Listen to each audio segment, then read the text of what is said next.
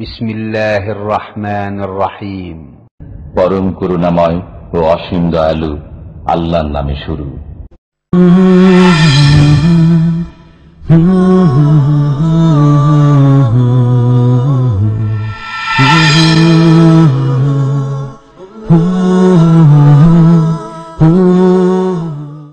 ومن أحسن قولا ممن دعا إلى الله وعمل صالحا وقال إنني من المسلمين. أعوذ بالله من الشيطان الرجيم. براءة من الله ورسوله إلى الذين عاهدتم من المشركين فسيحوا في الأرض 4 أشهر واعلموا أنكم غير معجز الله وأن الله مخزي الكافرين. وأذان من الله ورسوله إلى الناس يوم الحج الأكبر أن الله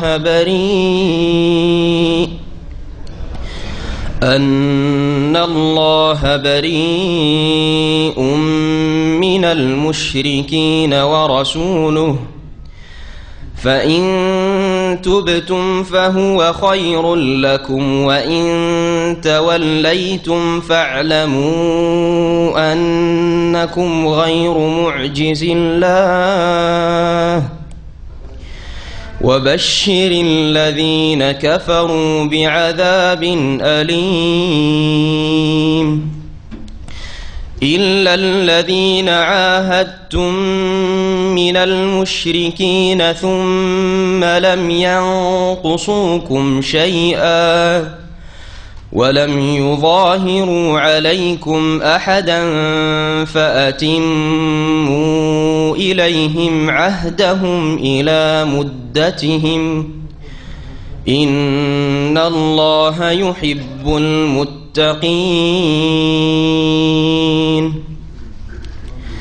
فإذا انسلخ الأشهر الحرم فاقتلوا المشركين حيث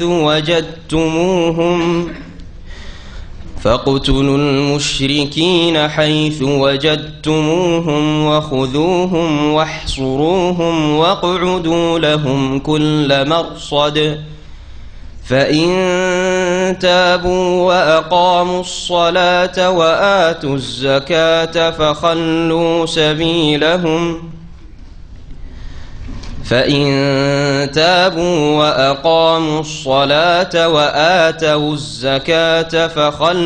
سبيلهم إن الله غفور رحيم.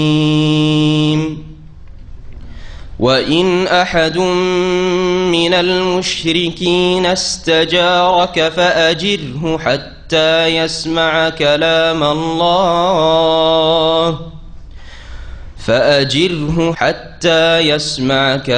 الله ثم أبلغه مأمنه ذلك بأنهم قوم لا يعلمون. وإن أحد من المشركين استجارك فأجره حتى يسمع كلام الله ثم أبلغه مأمنه ذلك بأنهم قوم لا يعلمون. السلام عليكم ورحمة الله وبركاته.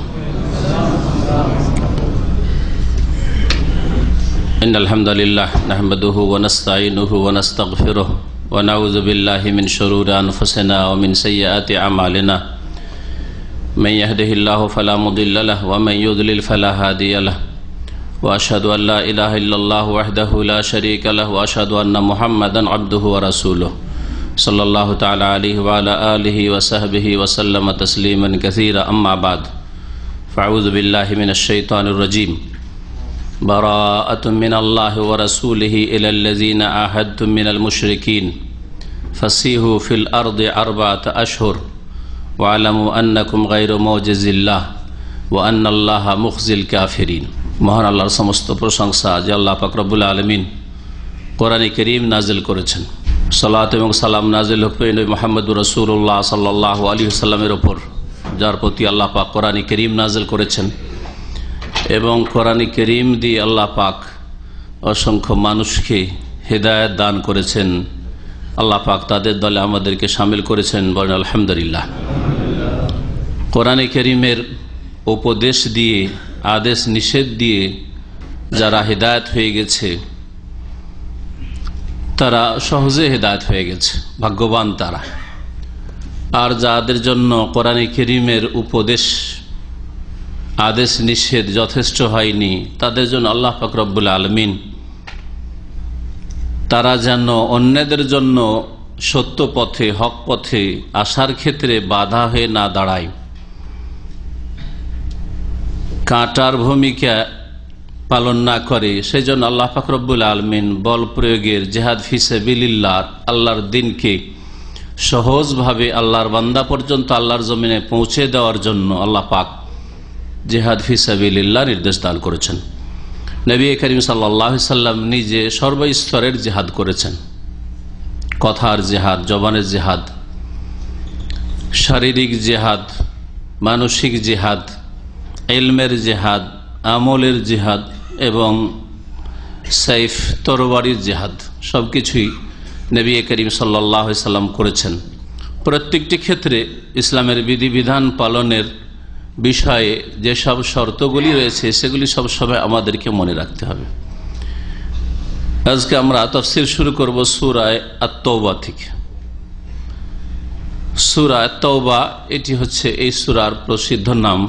তবে এই সূরার অনেকগুলি নাম উল্লেখ করা হয়েছে, তার আরেকটি প্রসিদ্ধ নাম হচ্ছে সূরায়ে বারাআত, সূরাতুল বারাআহ। সূরায়ে বারাআহ এই জন্য বলা হয় যে এতে আল্লাহর শত্রু কাফের মুশরিকদের থেকে সম্পর্ক ছিন্ন করার মহান আল্লাহ ঘোষণা করেছেন।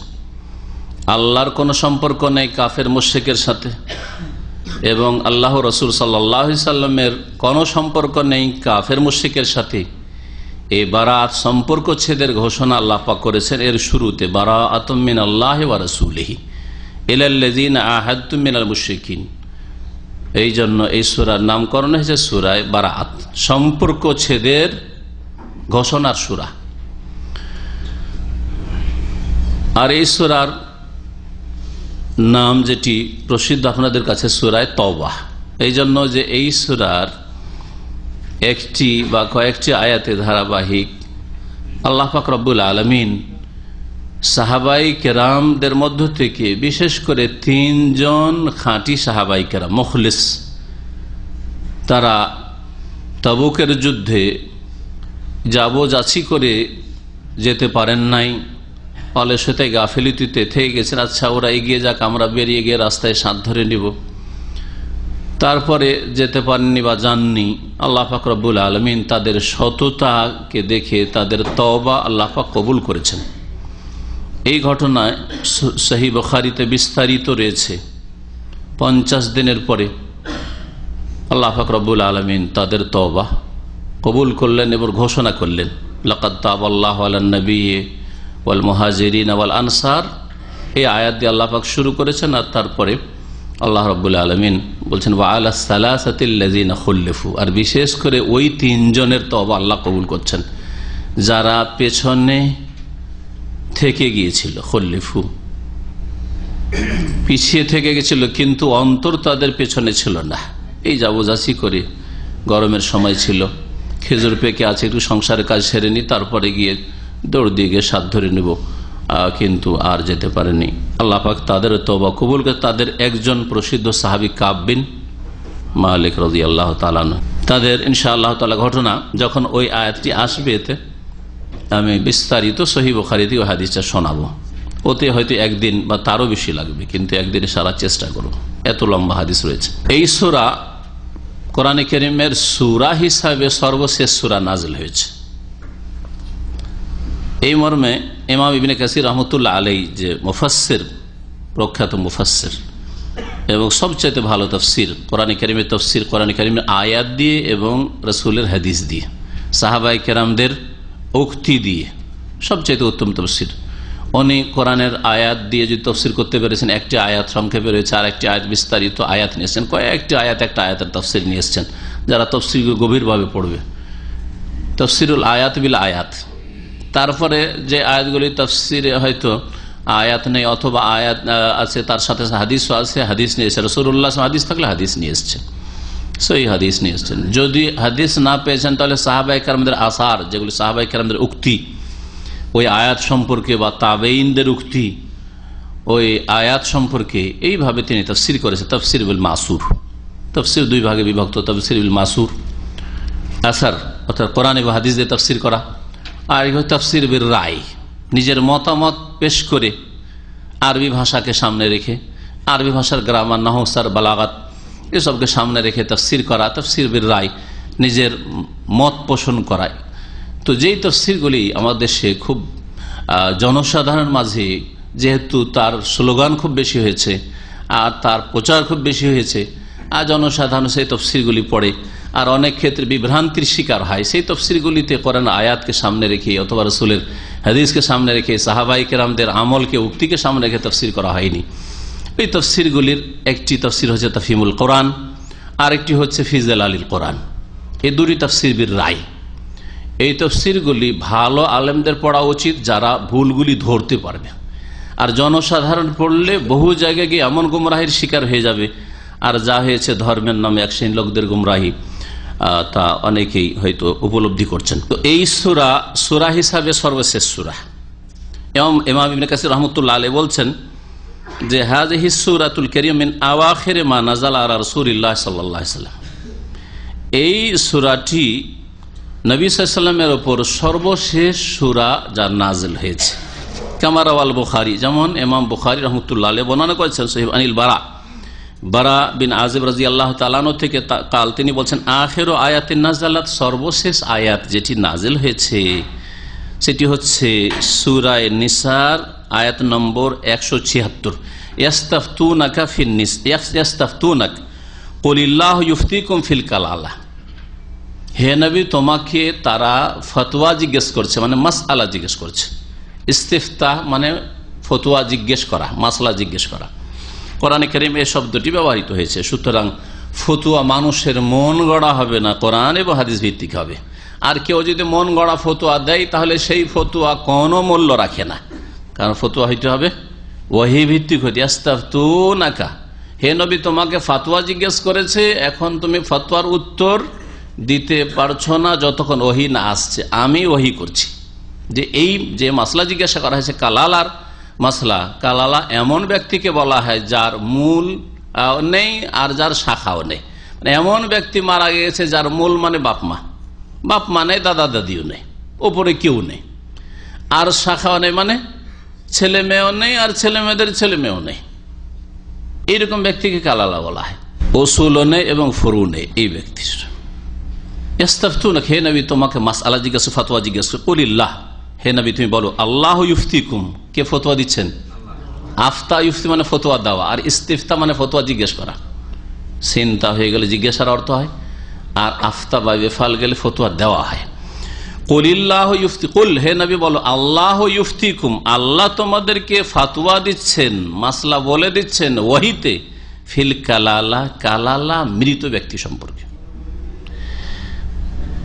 ওয়া আখির সূরাতিন নাযালাত বারাত, আর সর্বশেষ সূরা যে নাযিল হয়েছে সেটি হচ্ছে সূরা বারাত। তার হাদিসে বারাত সূরার নাম, এই সূরার নাম সূরা বারাত শব্দটি আসলো, তাই না?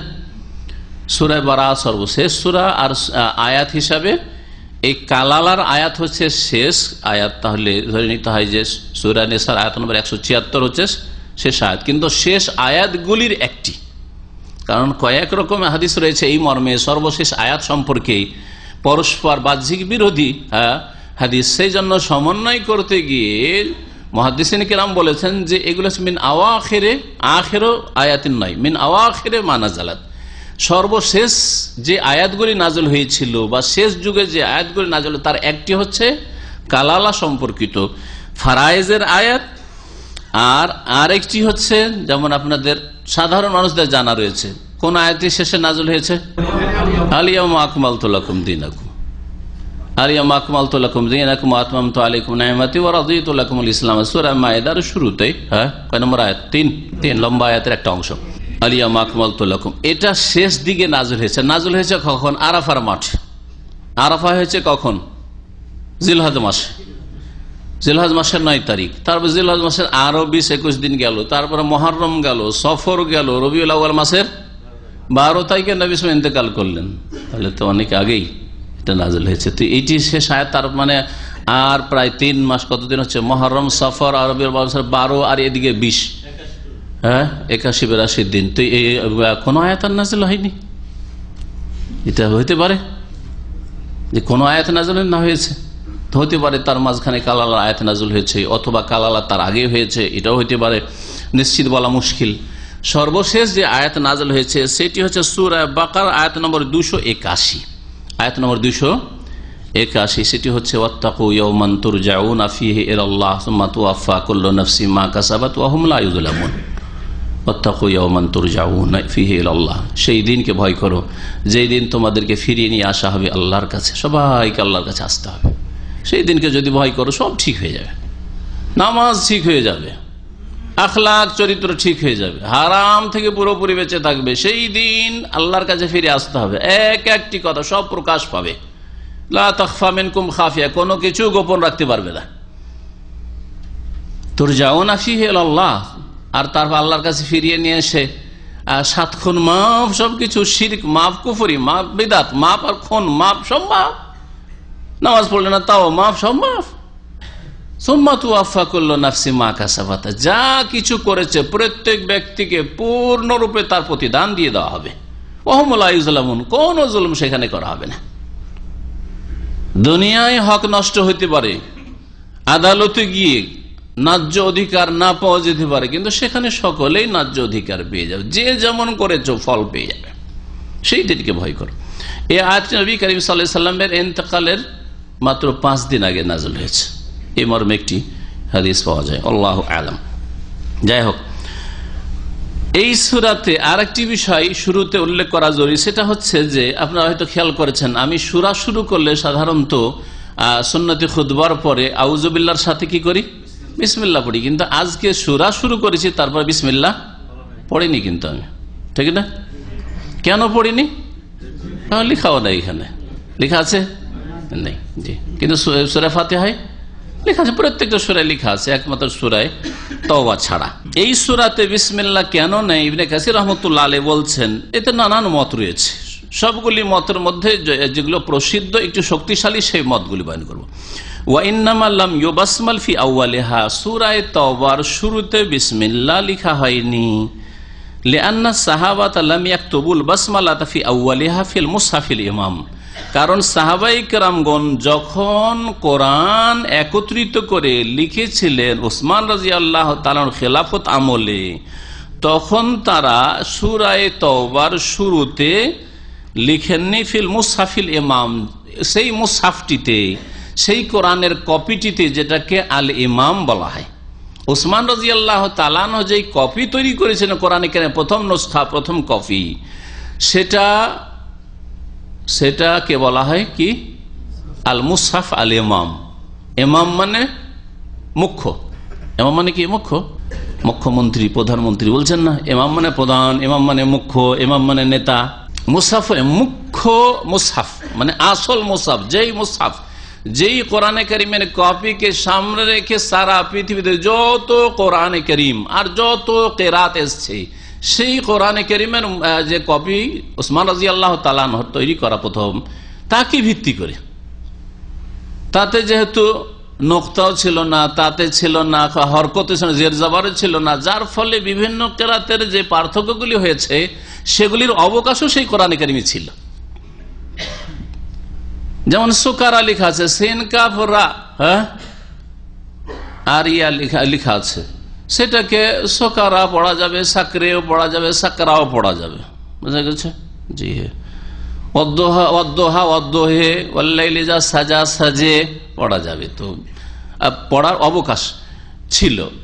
এই রকমের যখন নোক্তা ছিল না, তো নোক্তার ক্ষেত্রে অনেক সময় যদি পার্থক্য হয় সেটারও অবকাশ ওই কোরআনে কারীমের কপিতে ছিল, যার ফলে যে কেরাতগুলি পরবর্তীকালে হয়েছে এই 10 রকমের প্রসিদ্ধ কেরাতে আশারা, আর সেগুলি এই মুসহাফ থেকে ভিন্ন নয়, সেই মুসহাফ থেকেই নেওয়ার চেষ্টা করা হয়েছে। তো আসল যেহেতু মুসহাফে উসমানী, সেটাকে সহজ ভাষায় আমাদের ভারত উপমহাদেশ ভাষায় কি বলা হয়, বা আরবি তো বলা হয় ফিল মুসহাফিল উসমানী বলা হয়। ওসমান রাদিয়াল্লাহু তাআলা যে মুসহাফ তৈরি করেছে কপি, তাতে যেহেতু বিসমিল্লাহ লিখা ছিল না সূরা তাওবার শুরুতে, সেজন্য বিসমিল্লাহ আর লিখা হয়নি। তখন লেখা ছিল না, আর কেউ পরে করে কোরআনের কপি করতে গিয়ে লিখতে গিয়ে কেউ লিখেনি। এর ওপর আস্থা ভরসা করে এতেমাদ করে যে এটাই হচ্ছে আসল ফাইনাল স্বীকৃত কোরআনে কারীম, যেটাকে আল্লাহ পাক একত্রিত করিয়েছেন, সংকলন করিয়েছেন, একসাথে করিয়েছেন ওসমান রাদিয়াল্লাহু তাআলা আনহুর মাধ্যমে। প্রাথমিকভাবে আবু বকর সিদ্দিক রাদিয়াল্লাহু তাআলা করিয়েছিলেন, কিন্তু আসল যে একসাথে করা আর কপি তৈরি করে আবার বিভিন্ন শহরে 5টি কপি তিনি তৈরি করিয়েছিলেন। 5টি কপি তৈরি করিয়েছেন ওসমান রাদিয়াল্লাহু তাআলা, একটি মদিনায় রেখেছিলেন আল মুসহাফ যা থেকে তেলাওয়াত করতেন ওসমান রাদিয়াল্লাহু তাআলা। সেই কোরআনের এই কপির মুসহাফের তেলাওয়াতের অবস্থায় তাকে শহীদ করেছে খারিজিরা, ইসলামদ্রোহী খিলাফতদ্রোহীরা। আর এই খারিজিদের জন্য আজকে মুসলিমরা পেরেশান হয়ে গেছে। একদিকে খারিজিদের শত্রুতে পেরেশান হয়ে রয়েছে, এরা পেরেশান করে রেখেছে, আর আরেকদিকে রাফেজি যারা আলে বাইত নবীর বংশের দোহাই পেড়ে সমস্ত রকমের শিরক কুফরি করছে, সমস্ত রকমের শিরক কুফরি, কবর মাজার পূজা করছে। এবং ওমর রাদিয়াল্লাহু তাআলা আনহুর সবচেয়ে বড় শত্রু, যে ওমর রাদিয়াল্লাহু তাআলা খুন করেছিল অগ্নিপূজক আবু লুলু ফিরোজ আল মাজুসি, যাকে আমাদের দেশের লোকেরা বিক্রি করে ফিরোজ বলে। ফিরোজ নাম মুসলিম রাখবেন না, কারণ হচ্ছে প্রথম কথা এই মজুসি অগ্নিপূজক, 2 নম্বর কথা এই অগ্নিপূজকের দেখেন প্রত্যেক দেশে যেই দেশগুলি মুসলিম খলিফাগণ ফাতাহ করেছেন, বিজয় করেছেন, যেই দেশগুলিতে বিজয় লাভ করেছেন, সেখানে কিন্তু যাদের যেই কমান্ডার বা যেই সাহাবীর মাধ্যমে বিজয় লাভ হয়েছে, তাদের নামে বড় বড় জামে মসজিদ রয়েছে, তাদের স্মৃতি এখনো বহাল আছে। কিন্তু ওমর রাদিয়াল্লাহু তাআলা আনহুর মাধ্যমে আল্লাহ রাব্বুল আলামিন যে পারস্য এই শক্তিকে ধূলিসাৎ করেছেন, ধ্বংস করেছেন আল্লাহ রাব্বুল আলামিন। আর নবী করিম সাল্লাল্লাহু আলাইহি সাল্লামের দোয়া যে কবুল হয়েছে তার বাস্তবায়ন হয়েছে। যখন চিঠিকে নবী সাল্লাল্লাহু আলাইহি সাল্লামের দাওয়াত দিয়ে চিঠি লিখেছিলেন, সেই চিঠিকে পারস্যের রাজা ছিন্ন ভিন্ন করে ছিঁড়ে ফেলেছিল।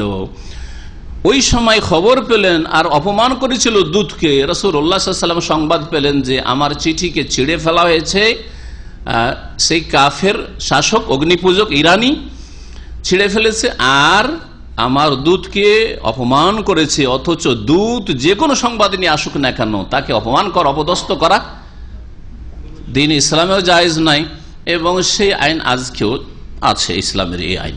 নবী করিম সাল্লাল্লাহু আলাইহি ওয়াসাল্লাম আল্লাহ মাজ্জিকহু কুল্লা মুমাজ্জাক বা আল্লাহ মাজ্জিকহুম কুল্লা মুমাজ্জাক সহিহ বুখারীতে রয়েছে। আল্লাহ এই ইরানকে, এই পারস্য দেশকে, এই পার্সিয়ানদেরকে আল্লাহ পূর্ণভাবে কুল্লা মুমাজ্জাক, পূর্ণভাবে টুকরো টুকরো ছিন্ন ভিন্ন করে দাও, ছিন্ন ভিন্ন করে দাও। এবং নবী করিম সাল্লাল্লাহু আলাইহি ওয়াসাল্লাম বলে এজা হালাকা কিসরা ফালা কিসরা বাদু, এই জালেম শাসক যদি ধ্বংস হয়ে যায় তারপরে কিসরা বলা হয়তো পারস্যের রাজার উপাধি, যেমন ভারতের রাজাদের উপাধি মহারাজা বলা হইতো, হিন্দু রাজাকে কি বলা হইতো, মহারাজা বলা হইতো। এজা হালাকা কিসরা, যখন এই মহারাজা কিসরা ধ্বংস হবে, ফালা কিসরা বাদ, ওর পরে আর কোন কিসরা মহারাজা আর এই পারস্যে দাঁড়াতে পারবেন, আল্লাহ ধ্বংস করবেন এই দেশকে। যার বাস্তবায়ন আল্লাহ পাক করেছেন ওমর রাদিয়াল্লাহু আমিরুল মুমিনিন মাধ্যমে। আমিরুল মুমিনিনের সেখানে কোন স্মৃতি নাম পর্যন্ত নেই, নাম রাখা যাবে না ওমরের নাম সেই দেশে, সেই নামে না কোনো মসজিদ আছে, না রাস্তাঘাট আছে, না কিছু আছে। কিন্তু এই আবু লুলু খবিজ ফিরোজ দেইলামি এই অগ্নি পূজকের বিশাল সবচেয়ে বড় মাজার আছে ইরানে, সবচেয়ে বড় মাজার আছে, আর এই অগ্নি পূজকের পূজা হয়। তাহলে মাজার পূজার ধর্ম কোত্থেকে এসেছে দেখেন। সুন্নি যারা নিজেদেরকে বলে বেরেলভিরা, আর তারা কবর মাজার পূজা করে, তাদের ধর্ম কাদের থেকে এসেছে দেখেন, তাদের ধর্ম ইরান থেকে এসেছে। আর এর জন্য আল্লাহর ওলি হওয়া লাগে না, এর জন্য অগ্নি পূজক হইলেও মাজার তৈরি হইতে পারে আর পূজনীয় হইতে পারে। এই হচ্ছে কবর পূজার ধর্ম। ওসমান রাদিয়াল্লাহু তাআলা একটি কপি রাখলেন মদিনায়, আর একটি কপি সেই যুগে শহর গড়ে উঠেছিল মেসরে। তখন এই হয়নি, কায়রো টাইরো হয়নি, ফুস্তাত প্রথম শহর গড়ে ওঠে, সেখানে একটা পাঠালেন। এক কবি পাঠালেন দামেস্ক, আগে থেকে শহর ছিল, দামেস্কে সামদেশে পাঠালেন। আর একটি কপি তখন দুটো ইরাকে দুটো শহর গড়ে উঠেছিল, একটি হচ্ছে বাসরা আর একটি কুফা। একটি বাসরায় পাঠালেন, হ্যাঁ, আর একটি কুফায় পাঠালেন, আর একটি ছুটে গেছে, প্রথমে বলা উচিত ছিল মক্কাতুল মুকাররমায়।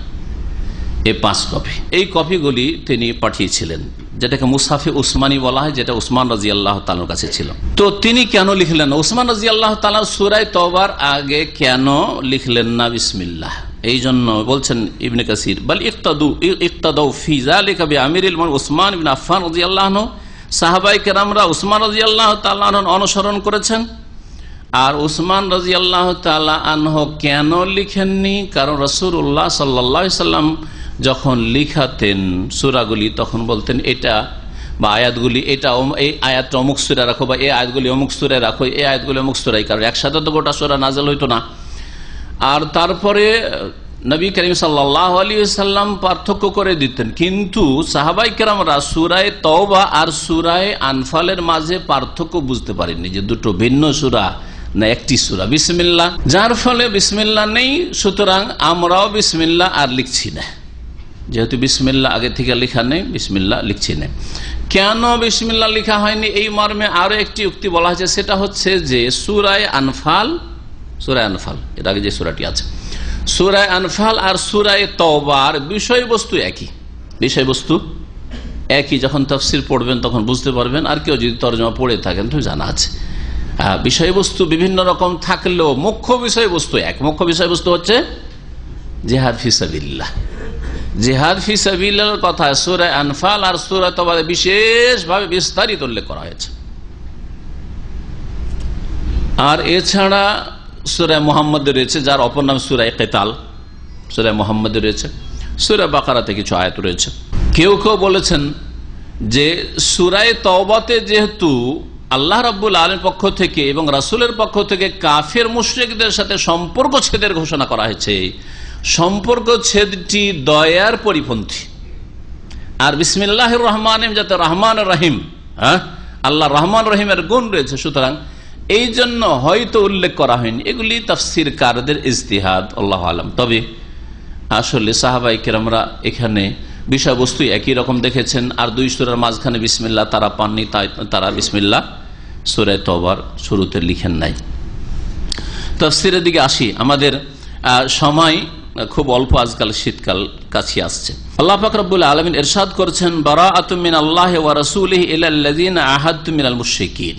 আল্লাহ এবং তার রাসূলের পক্ষ থেকে সম্পর্ক ছেদের ঘোষণা।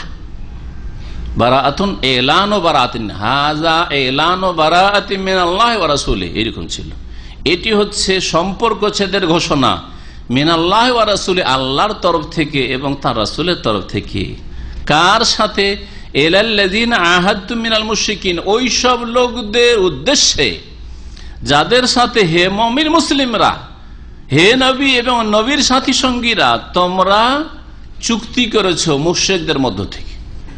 মুশরিকদের মধ্য থেকে যাদের সাথে তোমাদের চুক্তি হয়েছে বা চুক্তিতে যাদের সাথে আবদ্ধ, তাদের থেকে সম্পর্ক ছেদের ঘোষণা করছেন আল্লাহ রাব্বুল আলামিন এবং তার রাসূল সাল্লাল্লাহু আলাইহি ওয়াসাল্লাম। নবী করিম সাল্লাল্লাহু আলাইহি ওয়াসাল্লামের যে চুক্তি ছিল যেসব মুশরিকদের সাথে, নবী সাল্লাল্লাহু আলাইহি ওয়াসাল্লামের চুক্তি ছিল কার সাথে? মুশরিকদের। ষষ্ঠ হিজরিতে হুদাইবিয়া হয়েছে। হুদাইবিয়ার ষষ্ঠ হিজরি যে হুদাইবিয়ার সন্ধি, সুলহ হুদাইবিয়া বলা হয়, এতে যে চুক্তি হয়েছিল যে 10 বছরের জন্য আমাদের এবং তোমাদের মাঝে যুদ্ধ বন্ধ, কোন রকমের লড়াই যুদ্ধ আর হবে না।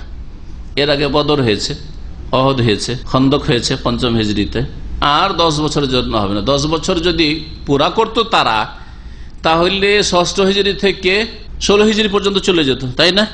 কিন্তু অষ্টম হিজরি 2 বছর পরে, ষষ্ঠ হিজরি অষ্টম হিজরিতে মক্কা বিজয় হয়ে গেল। কেমন করে মক্কা বিজয় হলো? 2 বছর পরেই। বিশ্বাসঘাতকতা করেছিল কারা? মুশরিকরা। মক্কা বিজয়ের সময় সূরা তওবা নাযিল হয়েছিল না হয় নাই? মক্কা যখন বিজয় হয় অষ্টম হিজরিতে, তখন কি সূরা তওবা নাযিল হয়ে গেছিল? এই সূরা নাযিল হয়েছে মক্কা বিজয়ের পরে, হুনাইনের যুদ্ধ হয়ে যাওয়ার পরে। হুনাইনের যুদ্ধ হয়ে যাওয়ার পরে নবম হিজরিতে হজের আগে আগে নাযিল হয়েছে, হুনাইনের পরে নাযিল হয়েছে। মক্কা বিজয় আর হুনাইন কাছাকাছি সময় হয়েছে, আর তারপরে এই সূরা নাযিল হয়েছে। আর তারপরে নবম হিজরিতে আবু বকর সিদ্দিক রাদিয়াল্লাহু তাআলা ইমারতিতে হজ হয়েছে, আলী রাদিয়াল্লাহু তাআলা আনহুকেও পাঠিয়েছেন তার সাথে এই সূরায়ে তওবার আয়াতগুলি ঘোষণা করে শুনিয়ে দেওয়ার জন্য। মেনাতে বিশেষ করে ইয়াউমুল হজ্জুল আকবার মানে কুরবানির দিনে, আর আরাফাতে যেখানে যেখানে লোকজনের সমাগম রয়েছে সেখানে এই আয়াতগুলি উচ্চস্বরে শুনিয়ে দিয়েছেন আলী রাদিয়াল্লাহু তাআলা আনহু। ইবনে কাসিরের ভাষায় বলছি, আউয়াল হাযিহি সূরাতুল কারীমা নাযালা আলা রাসূলিল্লাহ লাম্মা রাজা মিন গাযওয়াতি তাবুক ওয়া হুম বিল হজ্জ সুম্মা যাকারা আন্নাল মুশরিকুনা আমাম হাযাল মৌসুম আলা আদাতিন ফি যালিকা। মক্কা বিজয় হইল, হুনাইনের যুদ্ধ হইল, আর তাবুক তারপরে, তাই না? বলছেন যে এই সূরার শুরুর দিক নাযিল হয়েছে যখন নবী সাল্লাল্লাহু আলাইহি ওয়াসাল্লাম তাবুকের যুদ্ধ থেকে ফিরে আসলেন। ওয়া হাম্মা বিল হজ, আর হজের ইচ্ছা করলেন। তাবুক থেকে ফিরে আসলেন আর হজের ইচ্ছা করলেন যে নবম হিজরিতে, তার মানে নবম হিজরির আগে তাহলে হজ ফরজ হয়ে গেছে। হজের ইচ্ছা করলেন। সুম্মা যাকারা আন্নাল মুশরিকিনা ইয়াহযুরুনা আমাহুম, কিন্তু তার সামনে উল্লেখ করা হলো যে মুশরিকেরা তো এখন আছে, সকলে তো মুসলমান হয়নি, আর মুশরিকেরা এবারও হজে আসবে। তাহলে মুশরিকরা তাদের শিরকি তরিকায় হজ করবে, উলঙ্গ হয়ে তওয়াফ করে তাদের মহিলা পুরুষরা মুশরিকদের, আর আমরাও ইসলামের তরিকা হজ করি, এমন কেমন কথা হইলো? তো বিশ্রী লাগবে। এই মৌসুমে মুশরিকরা হাজির হবে তাদের অভ্যাস মতো। ওয়ান্নাহুম ইয়াতুফুনা বিল বাইতি ওরাতান, আর বাইতুল্লাহর তওয়াফ করবে তারা উলঙ্গ হয়ে। ফাকারিহা মুখালাতাতাহুম, নবী সাল্লাল্লাহু আলাইহি সাল্লাম তাদের সাথে একাকার হয়ে মিশে গিয়ে একসাথে হজ করব আর অন্যায় প্রতিবাদ করা যাবে না, এটা কেমন কথা হইল? ফাবাস আবু বকর সিদ্দিক, আবু বকর সিদ্দিক রাদিয়াল্লাহু তাআলা কে পাঠান আমিরান আল হজ্জ হাযিহিস সানা, নবম হিজরিতে হজের আমির করে পাঠালেন। লিইউকিমা লিন্নাস মানাসিকাহুম, যাতে করে তাদেরকে সহি মানাসিক হজ শিখিয়ে দিয়ে হজ করেন। ওয়া ইউলামুল মুশরিকিন বা ইউআল্লিমুল মুশরিকিন আল্লাহ ইয়াহুজ্জু বাদা আমি হাযা, আর মুশরিকদেরকে জানিয়ে দেন যে এই বছরের পরে খবরদার তোমরা আর হজে আসবে না, এবার আসে। তাহলে আবু বকর সিদ্দিক রাদিয়াল্লাহু তাআলা আনহুর সাথে মুশরিকরা হজে ছিল, মুশরিকরা হজে ছিল। ওয়া ইউনাদা ফিন নাস, আর লোকজনের মাঝে যাতে করে এই ঘোষণা করে দেওয়া, বারাআতু মিনাল্লাহি ওয়া রাসূলি ইলাল্লাযিনা আহাদতুম মিনাল মুশরিকিন, সম্পর্ক ছেদের ঘোষণা। ফালাম্মা কাফালা আতবাহু বিআলী ইবনে আবি তালিব, যখন আবু বকর সিদ্দিক রাদিয়াল্লাহু তাআলা রওনা হয়ে গেছেন মদিনা থেকে, তখন তিনি চিন্তা করলেন যে সাধারণত আরব জাহিলিয়াতের যুগের একটি নিয়ম কানুন ছিল যে কোনো ঘোষণা করতে হলে স্বয়ং নিজে যে আসল মালিক তিনি ঘোষণা করবেন, অথবা তার বংশের কোনো প্রতিনিধি হইতে হবে, তার আপনজন। তো আপন আবু বকরের তুলনায় আপনজন হচ্ছে আলী রাদিয়াল্লাহু তাআলা আনহু, তিনি আপন চাচাতো ভাই। তখন আলী রাদিয়াল্লাহু তাআলা আনহুকেও পাঠিয়ে দিলেন যে যাও, তাতে তুমি গিয়ে সাথে আবু বকরের, এবং তুমি গিয়ে ঘোষণা করবে। লিয়াকুনা মুবাল্লিগান আন রাসূলিল্লাহ সাল্লাল্লাহু আলাইহি ওয়াসাল্লাম, যাতে করে রাসূলুল্লাহ সাল্লাল্লাহু আলাইহি ওয়াসাল্লামের পক্ষ থেকে তিনি মুবাল্লিগ, দূত হিসাবে পৌঁছিয়ে দেন এই সংবাদ। কেন? লিকাউনিহি আসাবাতুন লাহু, কারণ তিনি আলী রাদিয়াল্লাহু তাআলা আনহু রাসূলুল্লাহ সাল্লাল্লাহু আলাইহি ওয়াসাল্লাম আসাবা মানে এমন আত্মীয় যার জন্য ফারায়েজে, যাদের জন্য আল্লাহ পাক নির্ধারিত পরিমাণ নির্দিষ্ট করেছেন তারা পেয়ে তা পাবে। কিন্তু আবু বকর সিদ্দিক কুরাইশ বংশের হলো দূরের ফারায়েজে, তার জন্য ভাগ আসবে না। এইভাবে আলী রাদিয়াল্লাহু তাআলা আনহুকে আবু বকর সিদ্দিকের সাথে পাঠিয়েছিলেন রাসূলুল্লাহ সাল্লাল্লাহু আলাইহি ওয়াসাল্লাম। এখন আসি আয়াতগুলির দিকে। সম্পর্ক সাথে আল্লাহ পাক ঘোষণা করলেন, ফাসিহু ফিল আরদে আরবাআত আশহুর, সুতরাং তোমরা জমিনে মানে দেশে, এই আরব উপদ্বীপে, ফিল আরজে মানে ফি আরজিল জাজিরাত, ফাসিহু ফিল আরজে, এই আরব উপদ্বীপে তোমরা চলাফেরা করো। সাহা ইয়াসিহু মানে ভ্রমণ করা, চলাফেরা করা। এখান থেকে সিয়াহা বলা হয়, আজকাল ট্যুরিজমকে কি বলা হচ্ছে? সিয়াহা বলা হচ্ছে, জি, টুরিস্টকে সাইয়াহ বলা হচ্ছে। ফাসিহু ফিল আরজ আরবাত আশহুর, তোমরা চলাফেরা করো, ঘোরাফেরা করো, ফিল আরজে মানে আরব উপদ্বীপে, আরবাত আশহুর 4 মাস ধরে। 4 মাস তোমাদের চলাফেরার অধিকার দেওয়া হইল। ওয়ালামু, আর শুনে রাখো, জেনে রাখো, আন্নাকুম গায়রু মুজিজিল্লাহ, যে তোমরা আল্লাহকে হীনবল করতে পারবে না। গত সপ্তাহ বলেছি মুজিজা মানে কি হয়, আজাদ ইউজিজা মানে হারিয়ে দেওয়া, হারিয়ে দেওয়া। এইখান থেকে মুজিজা বলা হয়, গত সপ্তাহে মুজিজার ব্যাখ্যা করছিলাম। তোমরা আল্লাহকে হারাতে পারবে না, যে আল্লাহর হাত ছাড়া হয়ে যাবে বা আল্লাহ যা ইচ্ছা করবেন তা করতে পারবেন না, এমন নাই। আল্লাহকে হীনবল করতে পারবে না। ও আন্নাল্লাহ মুখজিল কাফিরিন, আর এটাও জেনে রাখো যে নিঃসন্দেহে আল্লাহ কাফেরদেরকে লাঞ্ছিত অপদস্থ করবেন। কোনো সন্দেহ নেই যে কাফের মুশরিক আল্লাহ পাক লাঞ্ছিত করবেন, কিন্তু মুসলিমকে দাঁড়াতে হবে। মুসলিম বসে গেলে আল্লাহ রাব্বুল আলামিন তো আসমানি আযাবের গজব দিয়ে কাফেরকে লাঞ্ছিত করবেন না। তার জন্য আল্লাহ পাক কিছু নীতিমালা নির্ধারণ করেছেন।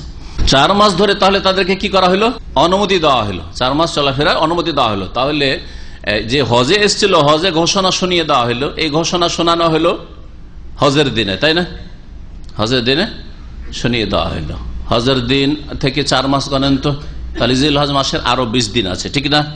জিলহজ মাসে 20 দিন, 10 জিলহজে ঘোষণা হলো, জিলহজে মুহররম, 10 মুহররম, সফর, রবিউল আউয়াল, রবিউল সানি, রবিউল সানির 10 তারিখে 4 মাস শেষ হয়ে যাচ্ছে। ভালো করে বুঝে রাখেন আয়াতটা, 4 মাস শেষ হয়ে যাচ্ছে। তার মানে এই 4 মাস আবু বকর সিদ্দিক রাদিয়াল্লাহু তাআলা হজের পরে এই 4 মাস, রবিউল সানির 10 তারিখ পর্যন্ত তোমরা আরব উপদ্বীপে যেখানে ঘোরাফেরা করবে করো শিরকের অবস্থায় মুশরিক হয়ে, কিন্তু তারপরে হয় ইসলাম কবুল করতে হবে, আর না হলে এই আরব উপদ্বীপ ছেড়ে তোমাদেরকে অন্য কোথাও চলে যেতে হবে।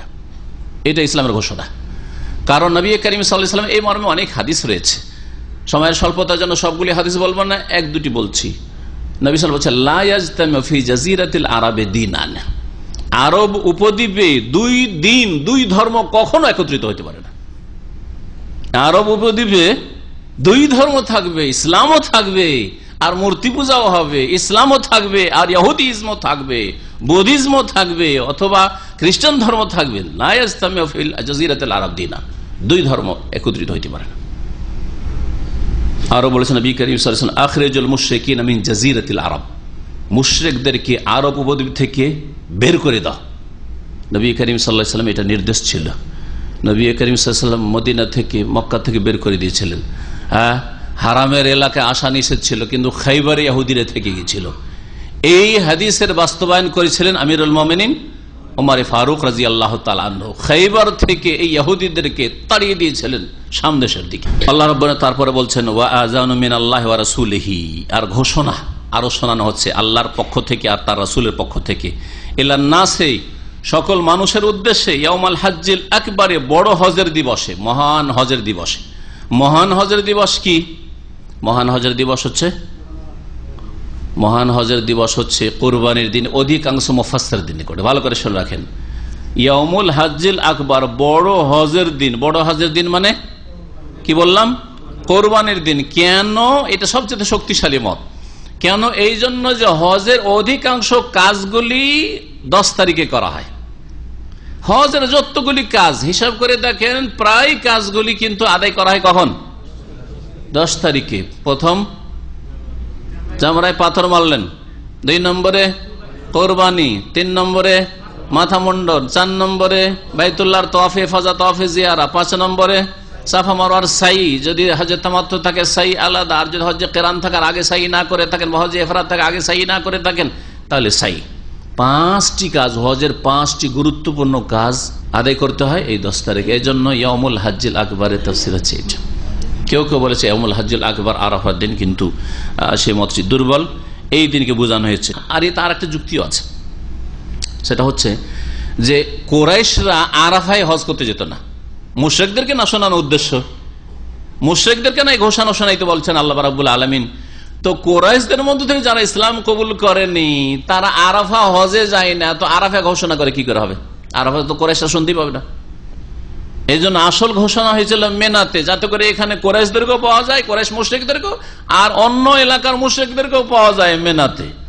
মেনার দিনগুলিতে 11 তারিখ, 12 তারিখ, 13 তারিখে যেখানে যেখানে লোকেরা আছে ওখানে আলী রাদিয়াল্লাহু তাআলা ঘোষণা করেছেন, আযানু মিনাল্লাহি ওয়া রাসূলিহি ইলান নাসি ইয়াউমাল হাজ্জিল আকবার আন্নাল্লাহা বারিউম মিনাল মুশরিকিনা ওয়া রাসূলুহু। এই আয়াতগুলি শুনিয়ে দিয়েছেন। কি ঘোষণা? আন্নাল্লাহা বারিউন। এই ঘোষণার বিষয়বস্তু যে নিঃসন্দেহে আল্লাহ সম্পর্ক ছেদের ঘোষণা করছেন মিনাল মুশরিকিন, মুশরিকদের থেকে, ওয়া রাসূলুহু, ভালো করে দেখবেন হরকত, ওয়া রাসূলুহু, লামে কি দিবেন? দাম্মা, পেশ দিয়ে, এবং রাসূলও সম্পর্ক ছেদের ঘোষণা করছেন। তাহলে আল্লাহ সম্পর্ক ছেদের ঘোষণা করেছেন আর তার রাসূলও সম্পর্ক ছেদের ঘোষণা করেছেন। আলী রাদিয়াল্লাহু তাআলা আনহুর জামানায় অনেক অনারবরা, পার্সিয়ান, বিভিন্ন ভাষী অনারবরা ইসলাম কবুল করে। ইসলাম কবুল করার পরে তারা তো মাতৃভাষা আরবি নয়, তো একজন এই আয়াতটা পড়তে গিয়ে পড়ছে যে আন্নাল্লাহা বারিউম মিনাল মুশরিকিনা ওয়া রাসূলিহি, লামে কাসরা দিয়ে পড়েছে। লামে কাসরা দিয়ে যদি পড়া হয় তো অর্থ কি হবে? কেউ একটু বুঝান তো দেখি, তরজমা করে। আন্নাল্লাহা বারিউম মিনাল মুশরিকিনা, নিঃসন্দেহে আল্লাহ সম্পর্ক ছেদ করেছেন মুশরিকদের থেকে, ওয়া রাসূলিহি, আর রাসূলিহির আত মুশরিকের উপর হয়ে যাচ্ছে, মিনাল মুশরিকিন মিন হারফে জার, ওয়া রাসূলিহি, আল্লাহ মুশরিক থেকে সম্পর্ক ছেদ করছেন আর রাসূল থেকে সম্পর্ক ছেদ করছেন। কুফরি কথা না? একটা হরকতে পেশের জায়গায়, দাম্মার জায়গায় যদি জের দিয়ে দেন তো কুফরি কথা হয়ে যাবে, যে আল্লাহ নাকি রসুলের সাথে সম্পর্ক ছেদ করছেন, হয়ে যাবে না?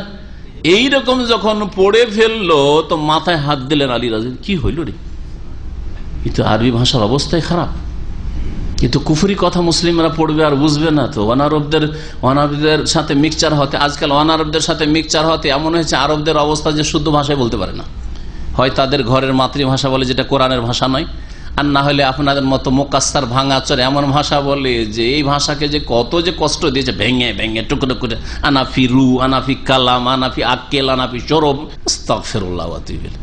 এই ভাষা যদি আরবিরা বলে তো বড় লজ্জাকর ভাষা। এটা আপনারা নিরুপায় বেচারা কি করে বুঝাইতে হবে মালিককে, গরজ আছে তখন ফরজ আদায় করছেন, কিন্তু কথা হচ্ছে যে ওদের কি গরজ আছে এই ভাষাতে, বরবাদ করে দিয়েছে এই ভাষাকে।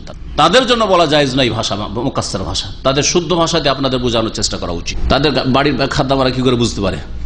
খাদ্দামারা 1 বছর থাকলে তাদের পুরো ভাষা ক্যাপচার করে ফেলে, তাদের ভাষা কি করে বুঝে? ওই ভাষা দিয়ে যদি বোঝাবার চেষ্টা করতো তো ঠিক আছে, 1 মাসে না পারতেন, ফি মাফিয়ে দিয়ে 1 মাসে পেরে নিচ্ছেন, 6 মাস লাগতো, 1 বছর লাগতো, কিন্তু আপনিও পারতেন শুদ্ধ ভাষা বুঝতে। আমাদের সাথে মাঝে মাঝে টেলিফোন করে অনেক আরবরা, আর তারপরে হয় ফি মাফির ভাষা ধরিয়ে দেয়, মনে করি ও তো বিদেশি আজনবী, তো ফি মাফি, ফি মাফি এটা চলবে না। শুদ্ধ ভাষা কাল্লেমেল ফুসা, খুব শক্ত ভাষা বলি, কাল শুদ্ধ ভাষা বলো। তো শুদ্ধ ভাষায় এমন বলা শুরু করলো যে 1 লাইন যেতে পারে না, তারপর আবার ফিরে আসে এইদিকে। আমি বললেন আনামা অরিদু হাজা, আনামা অরিদু হাজা, অরিদু আনতা তাকাল্লাম বিল লুগাল আরবি ওয়া আনতা আরবিয়ুন, তুমি আরবি ভাষায় কথা বলো। ফুসহা, কি বলছিলাম, তখন গ্রামার তৈরি করতে হবে। নাহু সারফের গোড়াপত্তন হইল, নাহু সারফ গ্রামার তৈরি করা শুরু হলো যে রাসূলহ পড়লে কি হবে, এর গ্রামার রাসূলহি পড়লে কি হবে। আন্নাল্লাহা বারিউম মিনাল মুশরিকিনা ওয়া রাসূলুহু। হজ্জে আকবার কেন বলা হয়? একটা কথা বললাম যে এই দিনে অধিকাংশ হজের কাজগুলি আদায় করা হয়। হজ্জে আকবার বলা হয়েছে কেন এই দিনকে? এই জন্য যে ওই যুগেও ছোট হজ আর বড় হজ কথাটি ছিল। উমরাকে ছোট হজ বলতে আল হাজ্জুল আসগার বলতো, আর হজকে বড় হজ বলতো। সেই যুগও ছিল জাহিলিয়াতের যুগ থেকে, যার ফলে আল্লাহ কোরআনে কি বলেছে, ইয়াউমাল হাজ্জিল আকবারে, বড় হজের দিনে। বড় হজের দিন কুরবানির দিনে, মানে হজের মৌসুমের এই কুরবানির দিনে। আর যারা বলেছেন যে এই হাজ্জুল আকবার এই জন্য যে জুমার দিন পড়েছিল রাসূলুল্লাহ সাল্লাল্লাহু আলাইহি ওয়াসাল্লাম বিদায় হজে, আরাফার দিন সেই জন্য হাজ্জে আকবার, এটি ভিত্তিহীন কথা।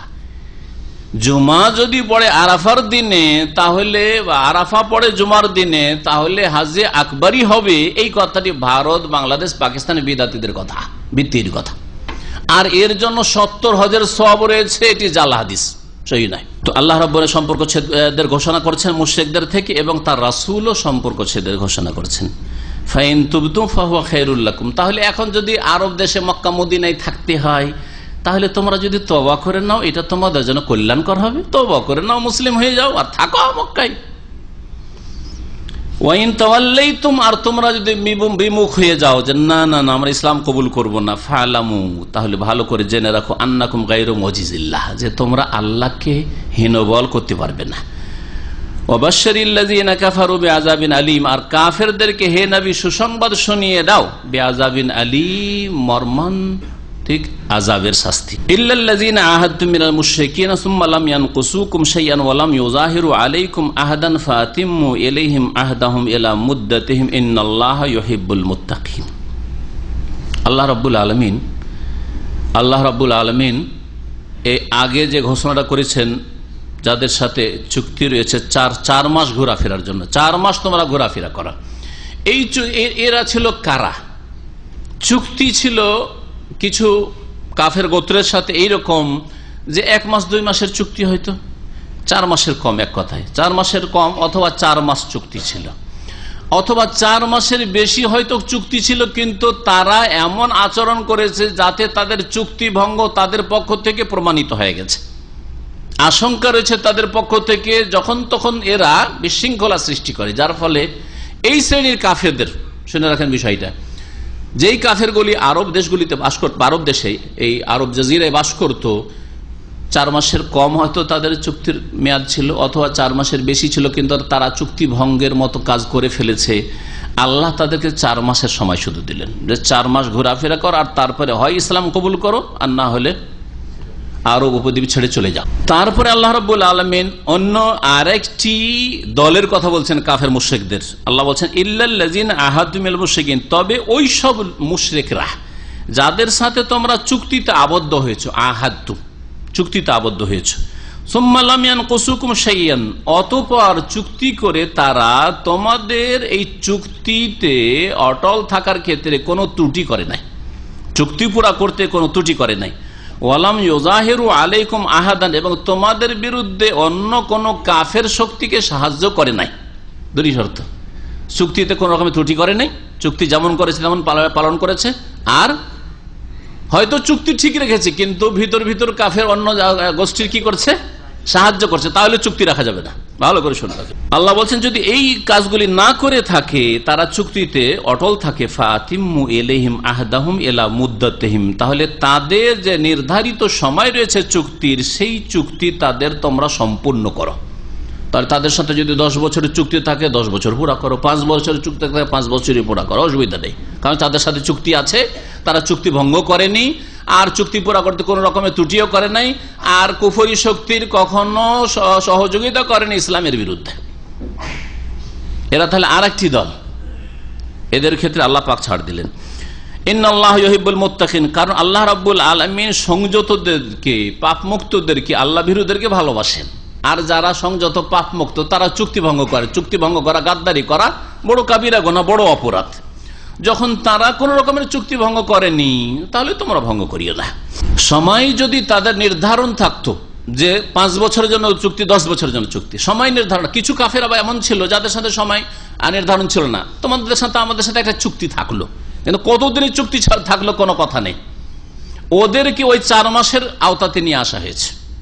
মুফাসসিরিনগণ বলছেন ফাসিহু ফিল আরদ আরবাত, তাহলে এখন 4 মাসে চলে আসো, তোমাদের সাথে যখন ওপেন চুক্তি ছিল, কোনো কিছু বলা ছিল না, তোমরাও কোনো শর্ত লাগানি, আমরা লাগাইনি, আল্লাহর হুকুম হচ্ছে যে 4 মাস ঘোরাফেরা করো, তারপর আর এখানে ঘোরাবি। ঠিক ওই রকমই যদি কাউকে আপনি ধার দেন, টাকা ধার দিয়েছেন, আজকাল আমাদের দেশের ধারগুলি এরকমই হয়, কিন্তু জিহালতের কারণে ধার দিলে টাইমও জিজ্ঞেস করে না যে কতদিনের জন্য নিচ্ছেন, আর ও বলে না যে কতদিনের জন্য নিচ্ছি আমি, তাই না?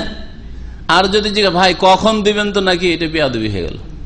যদি কাউকে জিজ্ঞেস করেন যে আপনি টাইমটা বলবেন, কখন দেবেন, আমাকে কি মনে করেন আপনি, দেবো না মনে করছেন নাকি? হ্যাঁ, জাহেল একবারে। তারপরে যদি একটু আর বলে, আরো সুন্নতি তরিকা বলে ফাকতুবু, আল্লাহ বলছেন লিখো, আয়াতুল মুদায়ানাতে সূরা বাকারার, হ্যাঁ লিখে দেন, মানে মোটেই বিশ্বাস করেন না। হ্যাঁ, মুসলমান নই, মোটেই বিশ্বাস করেন না, আল্লাহর হুকুম পালন করবেন না, মোটেই বিশ্বাস করেন আমাকে, আসলে বিশ্বাসী নয়। কেন কোরআনের উপর আমল করতে অনিচ্ছুক, কথা বুঝতে পেরেছেন? তো যদি কারো সাথে এইরকম থাকে যে টাকা দিয়ে দিলাম ধার 100 রিয়াল, আর তারপরে কিছু বললাম না যে কখন দেবেন, আর কখন নেব এটাও বলিনি, সেও বলে নাই, তাহলে আমার একদিন পরে চাওয়ার অধিকার আছে না নেই? বলেন, এখন চাওয়ার অধিকার আছে। ভাই টাকা ধারে দিচ্ছে, টাকাটা কই দেবেন? দিতে আপনারা, আপনি তো বলেন যে 10 দিনের জন্য বা 1 বছরের জন্য, আপনি টাকা ধার নিয়েছেন, যদি পারেন দিয়ে দেন, ঠিক না? জি হ্যাঁ।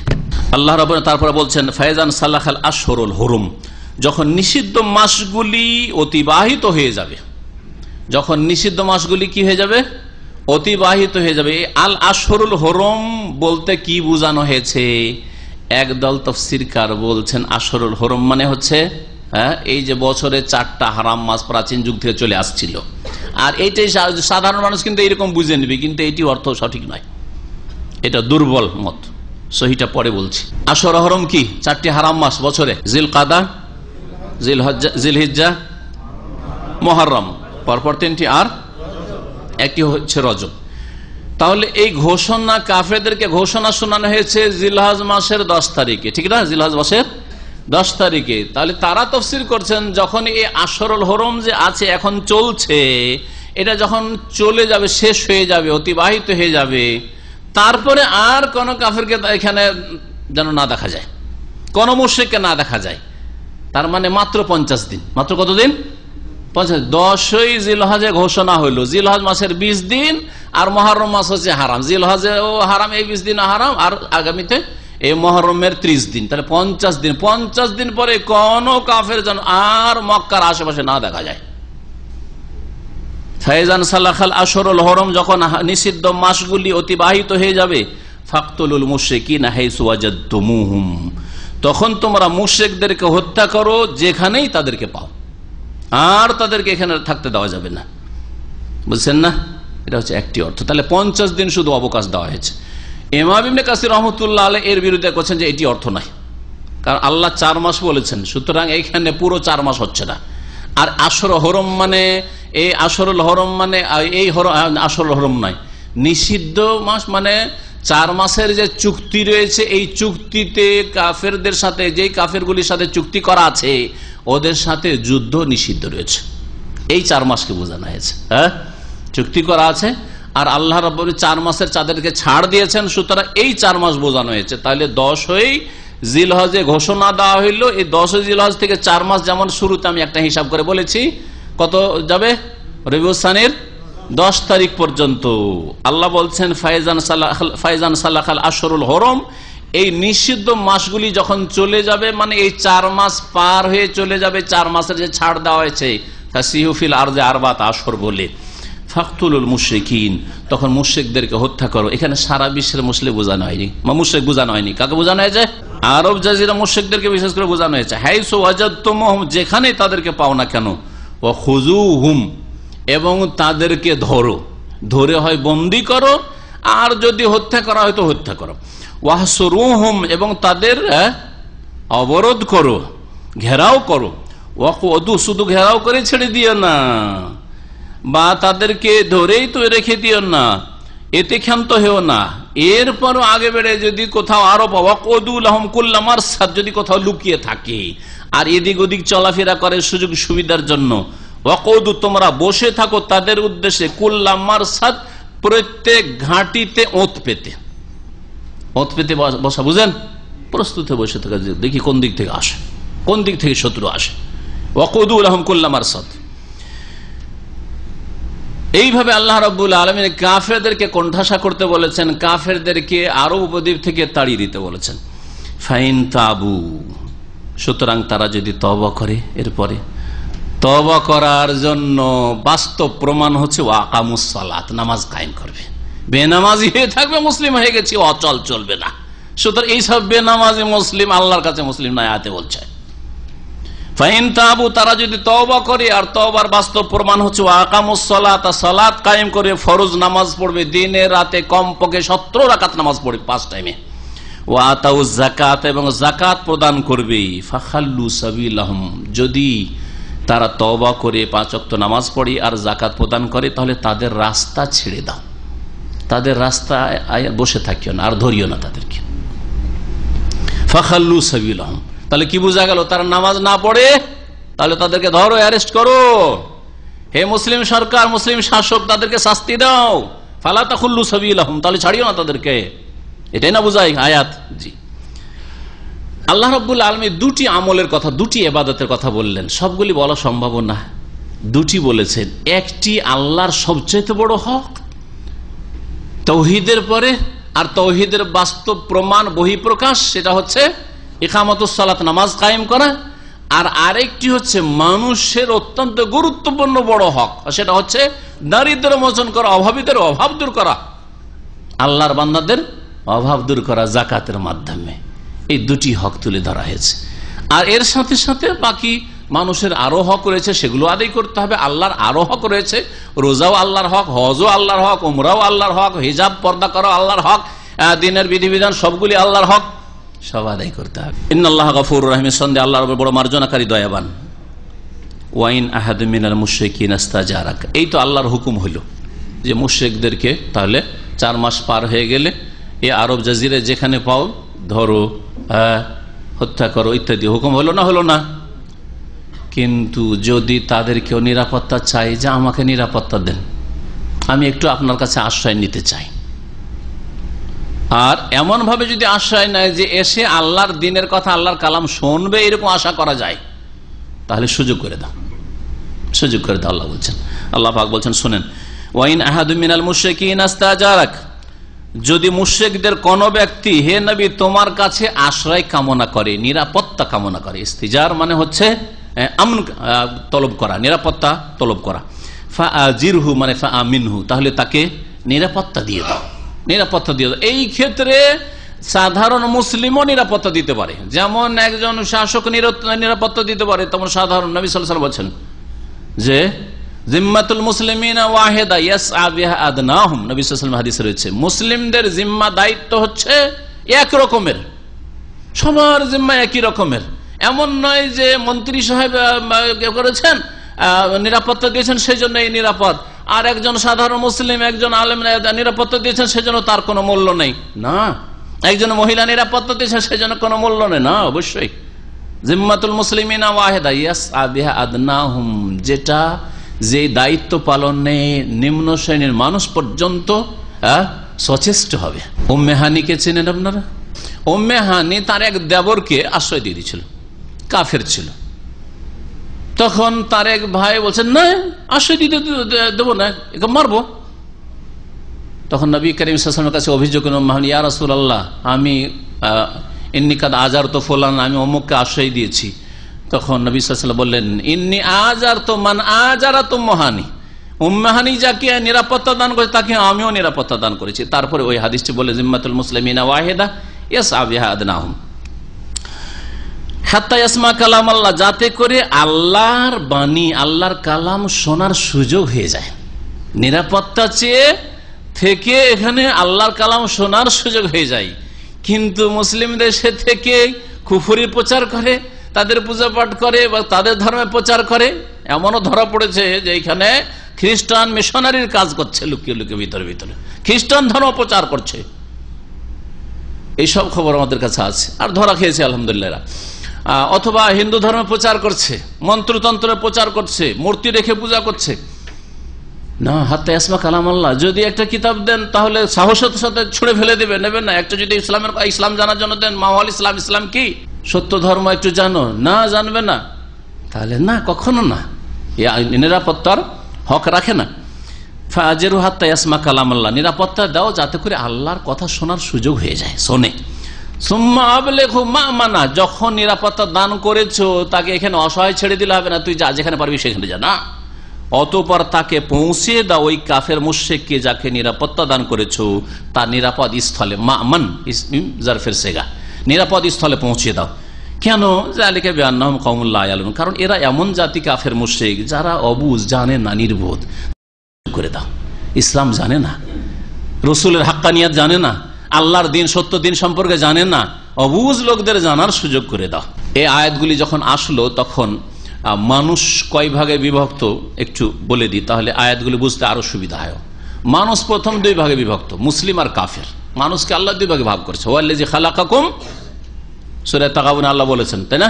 ওয়াল্লাযী খালাকা, আল্লাহ তোমাদেরকে সৃষ্টি করেছেন, ফামিনকুম কাফির ওয়ামিনকুম মুমিন, তোমাদের মধ্যে এক দল হচ্ছে কাফের আর এক দল হচ্ছে মুমিন। তো মানব আদম সন্তান, মানব জাতি হচ্ছে 2 ভাগে বিভক্ত, ইয়া মুসলিম ইয়া কাফের, হয় মুসলিম নয় কাফের, এই মুসলিম মুমিন আর না হলে কাফের। তো মুসলিম হয়ে গেল একদল, মুসলিম আত্মসমর্পণকারী মুমিন বিশ্বাসী, আর অবিশ্বাসী যারা কাফের, অবিশ্বাসী যারা আল্লাহ পরকালে বিশ্বাসী নয়, আল্লাহর তৌহিদে বিশ্বাসী নয়, রাসূলের রিসালাতে বিশ্বাসী নয়, কোরআনের বিধানে বিশ্বাসী নয়, দ্বীন ইসলামে বিশ্বাসী নয়, কাফের। যে কোনো দল হোক না কেন, বহু দল হইতে পারে, তারা নাস্তিক হইতে পারে, তারা অন্য কোনো মন গড়া ধর্ম অথবা রোহিতকৃত ধর্ম পালন করতে পারে, তারা হচ্ছে কাফের। কাফের 4 ভাগে বিভক্ত, কাফের যত আছে তারা 4 ভাগে বিভক্ত। জিহাদ বুঝার ক্ষেত্রে বা সূরা তওবা বুঝার ক্ষেত্রে কাফের 4 ভাগটা ভালো করে মনে রাখবেন। একদল কাফেরকে জিম্মি বলা হয়। কাফেরকে কি বলা হয়? জিম্মি বলা হয়। জিম্মি কাদেরকে বলা হয়? যাদের জিম্মা দায়িত্ব মুসলিম সরকার নিয়েছে, মুসলিম দেশে বসবাস করবে, জিজিয়া কর দিয়ে। তারা তো আর জাকাত দেবে না, মুসলিমে তো প্রতি বছর সরকারকে জাকাত দেবে, মুসলিম সরকারকে, মুসলিম খলিফা হইলে। কাফের জাকাত দেবে? মুসলিম দেশে নিরাপদ বাস করবে, আর কিছুই দেবে না। তাদের মাথা প্রতি জিজিয়া রয়েছে, এটা মাথা প্রতি হয়ে থাকে। আর ওদের জমি জায়গা থেকে যদি উৎপাদন হয় কিছু, তাতে খারাজ রয়েছে। আর একটা হাদিসে খারাজের বিধান রয়েছে। জিজিয়া খারাজ দিয়ে যারা বসবাস করে মুসলিম দেশে, নিরাপত্তা লাভ করে, তাদেরকে জিম্মি অমুসলিম বলা হয়, জিম্মি কাফের। যে জিজিয়ার কথা এই সূরাতে আসবে, সূরা তওবাতে জানতে পারেন আয়াত নম্বর 29-এ এই দলের কথা, জিম্মিদের কথা। আর এক দল হচ্ছে মুআহাদ, যাদের সাথে চুক্তি করা হয়েছে। আহাদা ইউআহিদু থেকে ইসম মফউল মুআহাদ, মানে চুক্তিতে যারা আবদ্ধ। মুসলিমের সাথে, মুসলিম দেশের সাথে চুক্তি হয়ে গেছে, মুসলিম দেশের বাইরে আছে, তাদের সাথে চুক্তি হয়েছে। আমরা তোমাদের বিরুদ্ধে লড়াই করবো, তোমরা আমাদের বিরুদ্ধে লড়াই করবে না, তোমরা ষড়যন্ত্র করবে না মুসলিম দেশের বিরুদ্ধে, মুসলিম দেশ বা আমরা তোমাদের বিরুদ্ধে কোন রকম কিছু করবো না। মুআহাদ, চুক্তিতে আবদ্ধ। মুআহাদ, মুআহাদ সম্পর্কে নবী করিম সাল্লাল্লাহু আলাইহি ওয়াসাল্লাম বলেছেন, মুআহাদ, জিম্মি, মুস্তামান, এই 3 দল কি শামিল ওই হাদিসটি। মান কাতালা মুআহাদ লাম ইয়ারাহ রায়াহাতাল জান্নাহ, কেউ যদি চুক্তিতে আবদ্ধ কোন অমুসলিমকে, কাফেরকে হত্যা করে, কাফের কিন্তু চুক্তিতে আবদ্ধ, সে জিম্মি হতে পারে আর সে মুআহাদও হতে পারে, অন্য দেশে থাকে কিন্তু তার সাথে চুক্তি আছে নিরাপত্তার, অথবা টেম্পোরারি যাকে মুস্তামান বলা হয় দেওয়া হয়েছে, সবগুলিকে শামিল। যাদের সাথে চুক্তি রয়েছে, এইরকম কোন অমুসলিমকে কেউ হত্যা করলে জান্নাতের সুগন্ধি পাবে না, জান্নাতের সুগন্ধি পাবে না। সুতরাং কোন অমুসলিমকে মুসলিম দেশে সংখ্যালঘু পেয়ে অথবা কোনো জায়গায় সুযোগ পেয়ে হত্যা করে দাও, ইসলামে জায়েজ না, হারাম, জান্নাত পাবে না, জান্নাতের সুগন্ধি পাবে না। এইরকম মুসলিম যদি সে কোনো অমুসলিমকে, যারা চুক্তিতে আবদ্ধ আমাদের সাথে, চুক্তিতে অটল রয়েছে, তাদেরকে কেউ হত্যা করে। আর এক দল কাফের হচ্ছে মুস্তামান, যাদের কথা এই আয়াতে, আয়াত নম্বর কত? 6, ওয়াইন আহাদু মিনাল মুশরিকিন ইস্তাজার ফাজিরহু হাত্তা ইয়াসমা কালামাল্লাহ। যদি নিরাপত্তা চাই, নিরাপত্তা দিয়ে দাও যাতে করে আল্লাহর কথা শুনতে পায়। সুম্মা আবলিগহুম মা'মানা, এই যে মা'মান, আমন থেকে মুস্তামান, যাকে নিরাপত্তা দেওয়া হয়েছে। ওরা কারা? এমন অমুসলিম কাফের যাদেরকে মুসলিম দেশে কিছুদিনের জন্য ভিসা দিয়ে, আজকাল ভিসা দেওয়ার সিস্টেমে নিরাপত্তা দেওয়া হয়েছে, যে আসো, থাকো, কাজের প্রয়োজনে আপনার, অথবা যে কোনো কারণে হোক না কেন নিয়ে আসা হয়েছে, নিরাপত্তা দিয়েছ মুস্তামান সে।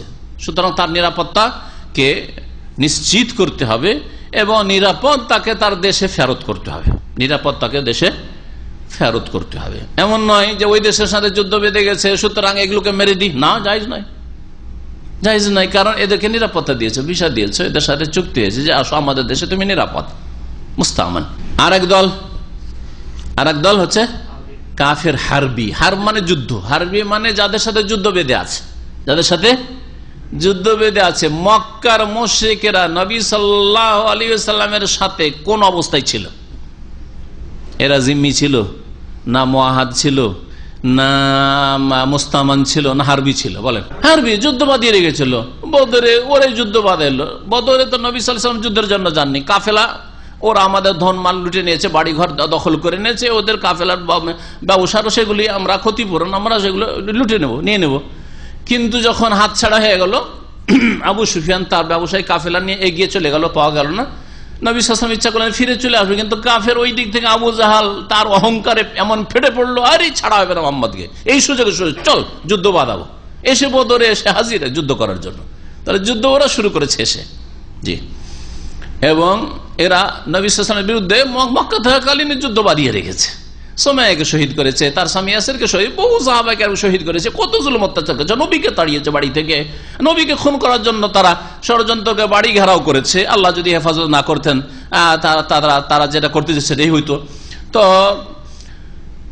এই জন্য এরা হারবি, হারবিদের সম্পর্কে হুকুম যেটা পড়লেন, ফাইজান সালাখাল আশরুল হুরুম, এই নিষিদ্ধ মাসগুলি যখন চলে যাবে, ফাকতুলুল মুশরিকিন হাইসু ওয়াজাদতুম, হারবি কাফেরকে যেখানে পাও সেখানে মারো।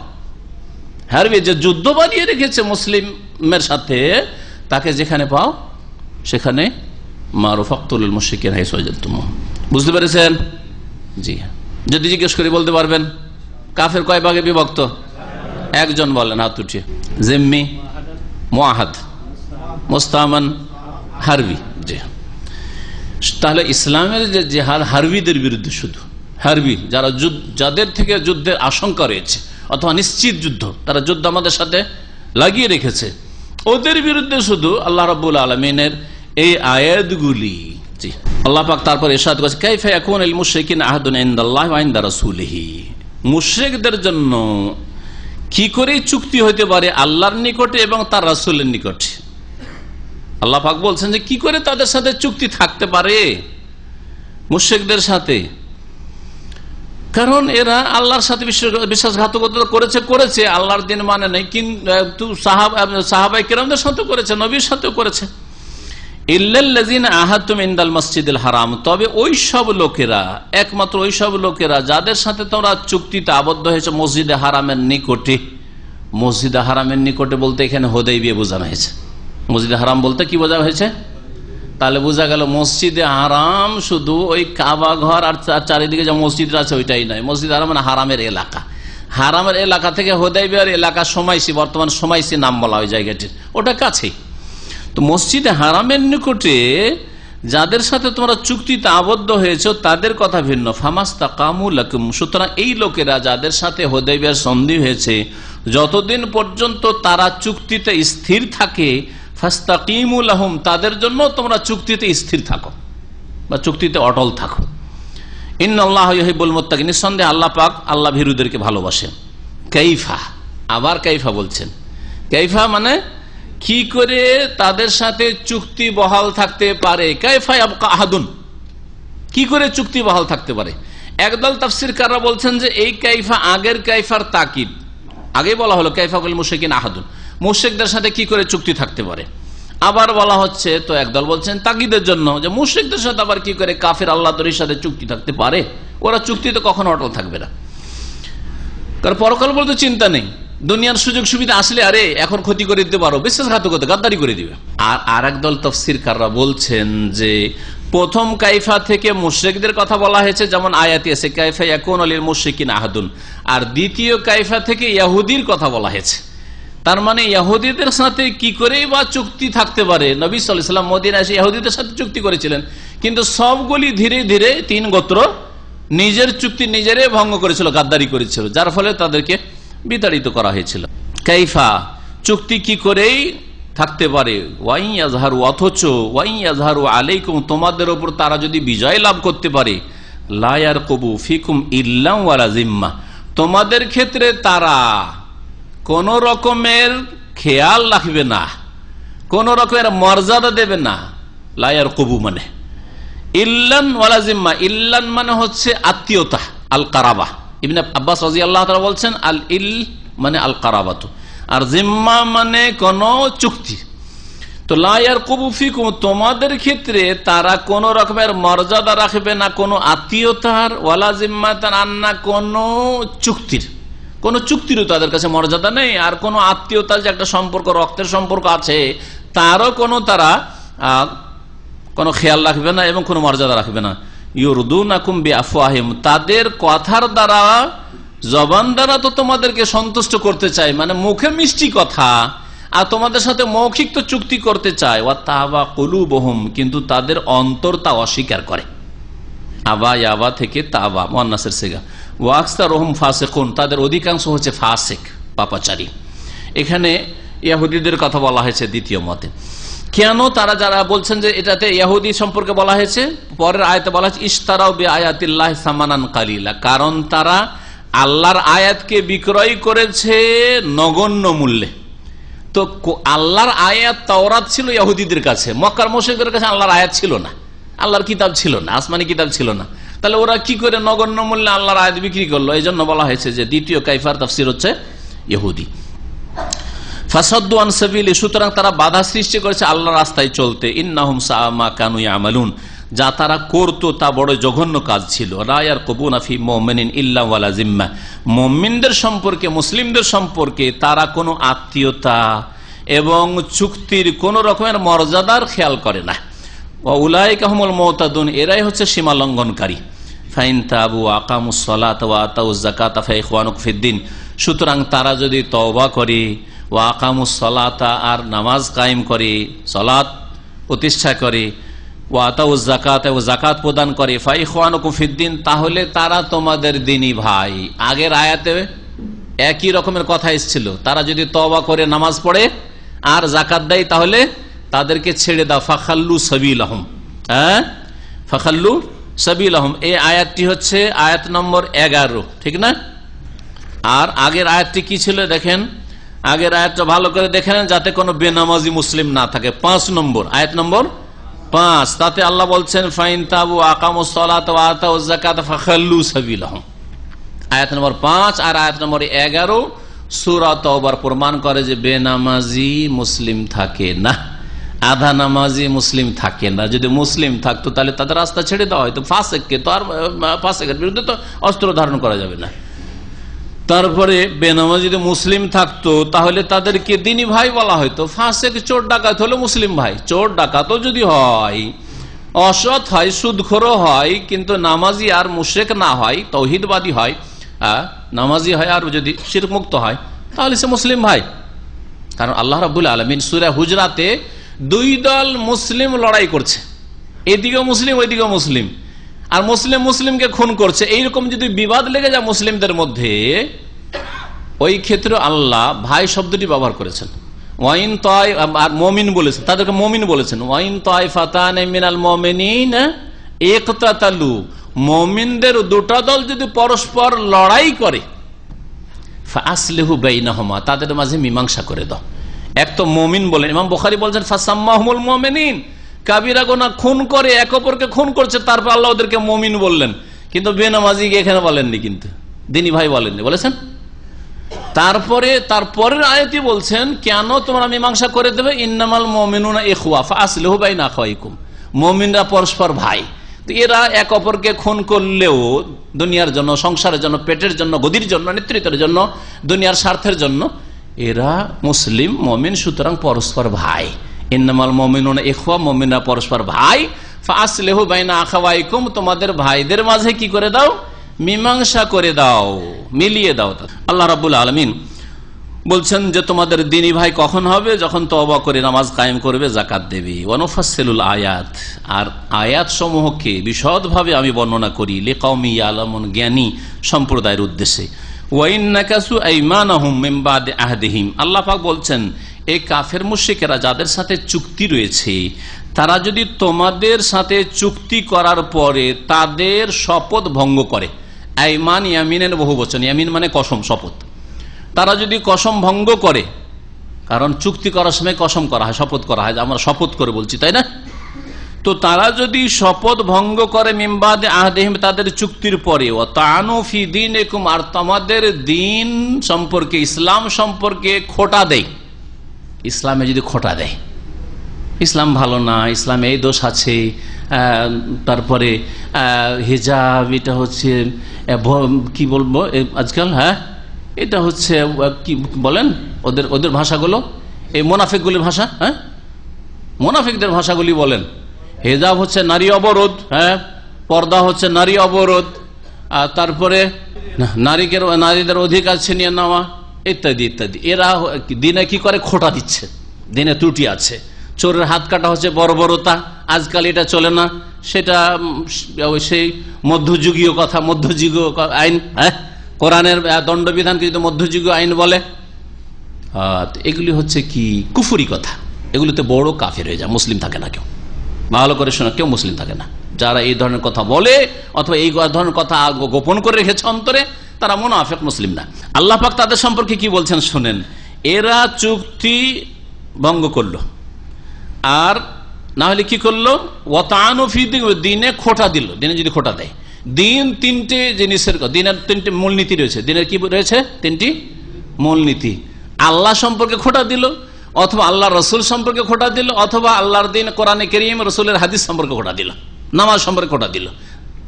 তাহলে আল্লাহ বলছেন ফাকাতিলু আইম্মাতাল কুফর, এরা হচ্ছে কুফরি শক্তির নেতৃস্থানীয় ব্যক্তি, এরা কুফরি শক্তির নেতা এরা। সুতরাং তোমরা সশস্ত্র লড়াই করো আইম্মাতাল কুফর, কুফরি শক্তির নেতৃস্থানীয় ব্যক্তির বিরুদ্ধে। কারাকে আল্লাহ কুফরি শক্তির নেতৃস্থানীয় ব্যক্তি বললেন? যারা চুক্তি করার পরে চুক্তি ভঙ্গ করবে, শপথ ভঙ্গ করবে, অথবা দিনে খোটা দিবে, আল্লাহকে গাল দিবে, আল্লাহর বিরুদ্ধে বলবে, অথবা রাসূলের বিরুদ্ধে বলবে, রাসূলের চরিত্র খারাপ ছিল বলবে, অথবা এই জন্য রাসূলুল্লাহ সাল্লাল্লাহু আলাইহি ওয়াসাল্লামকে কেউ যদি গাল দেয় তার রক্ত হালাল, তার রক্ত হালাল, কারণ সেই ব্যক্তি মুরতাদ। সে যদি মুসলিমের সন্তান হয় সে মুরতাদ। এইরকমই যদি কেউ দিন ইসলামের কোন বিধিবিধান সম্পর্কে খোটা দেয়, তাহলে অত আনুফিদ শব্দটা ভালো করে কোরআন এখানে মনে রাখবে। তানের শাব্দিক অর্থ হচ্ছে যে আপনি কোন অস্ত্র দিয়ে যদি আপনি আঘাত করেন, বর্ষা বললাম কিছু আছে, আঘাত করলেন, যে একটা তীর দিয়ে যে দিলেন, এটাকে তান বলা হয়। তো দিনে যদি খোটা দেয়, এটা এই অর্থ করলাম। তো দিনের ভুল ত্রুটি দ্বারা, দিন ইসলামের ভুল ত্রুটি, আল্লাহর ভুল ত্রুটি, রাসূলের ভুল ত্রুটি তারা খুঁজে বেড়ায়, এইরকম যদি শক্তি হয়, ফাকাতিলু আইম্মাতাল কুফরে, তাহলে কুফরি শক্তির নেতাদের বিরুদ্ধে সশস্ত্র লড়াই করো। ইন্নাহুম লা আইমানা লাহুম, কারণ এদের কোনো শপথ টপথ নেই, এরা মুখে শপথ করে, এরা কাজে শপথ পালন করে না, আর এদের সাথে কোন রকমের চুক্তি নেই। এই কুফরির নেতৃত্বের সাথে কোনো চুক্তি টুক্তি নেই। লাআল্লাহুম ইয়ানতাহুন, যাতে করে তারা বিরত হয়ে যায়, আর সামনে এইরকম করার সাহস না হয়। আজকাল মুসলিম দেশে একের পরে এক এইরকম মুনাফিক বেরিয়ে যাচ্ছে।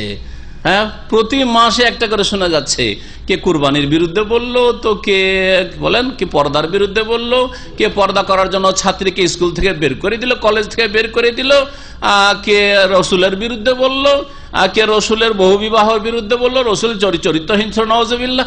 চলতে আছে কেন? কেন? আল্লাহর দণ্ডবিধান কায়েম করা হয় না, তাদের বিরুদ্ধে বল প্রয়োগ করা হয় না, তাদেরকে শাস্তি দেওয়া হয় না।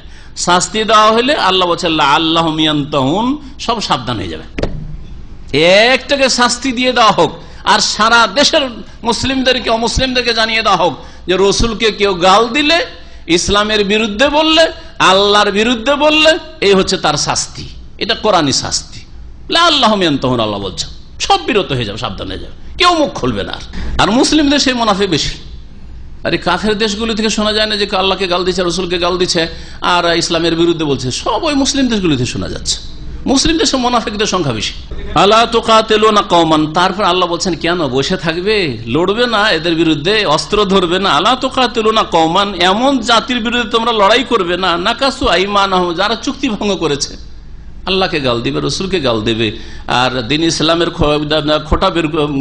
খোটা দেবে, বা দিন ইসলামের ত্রুটি বের করবে, তাদের বিরুদ্ধে তোমরা লড়াই করবে না। নাকাসু আইমানহুম, তারা তাদের চুক্তি ভঙ্গ করেছে। ওয়াহাম্মু বিইখরাজির রাসূল, এবং তারা রাসূল সাল্লাল্লাহু আলাইহি সাল্লামকে তার জন্মভূমি থেকে বের করে দেওয়ার জন্য সংকল্প করেছে। হাম্মা ইয়াহুম্মু মানে সংকল্প করা, ইচ্ছা করা, দৃঢ় সংকল্প।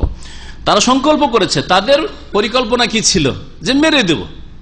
প্রথম তারা বের করব না মারবো না কি করব, এই সব করে না মেরেই দেওয়া হোক। প্রত্যেক গোত্র থেকে এক একজন প্রতিনিধি নবী সাল্লাল্লাহু আলাইহি ওয়াসাল্লামের বাড়ি ঘেরাও করলো। হিজরতের ঘটনা পড়ে দেখুন, হিজরতের ঘটনায় নবী করিম সাল্লাল্লাহু আলাইহি ওয়াসাল্লামকে আল্লাহ বললেন যে এখানে আর তোমার থাকা যাবে না, কারণ তোমার বাড়ি ঘেরা হয়েছে আজকে তোমাকে মারার জন্য।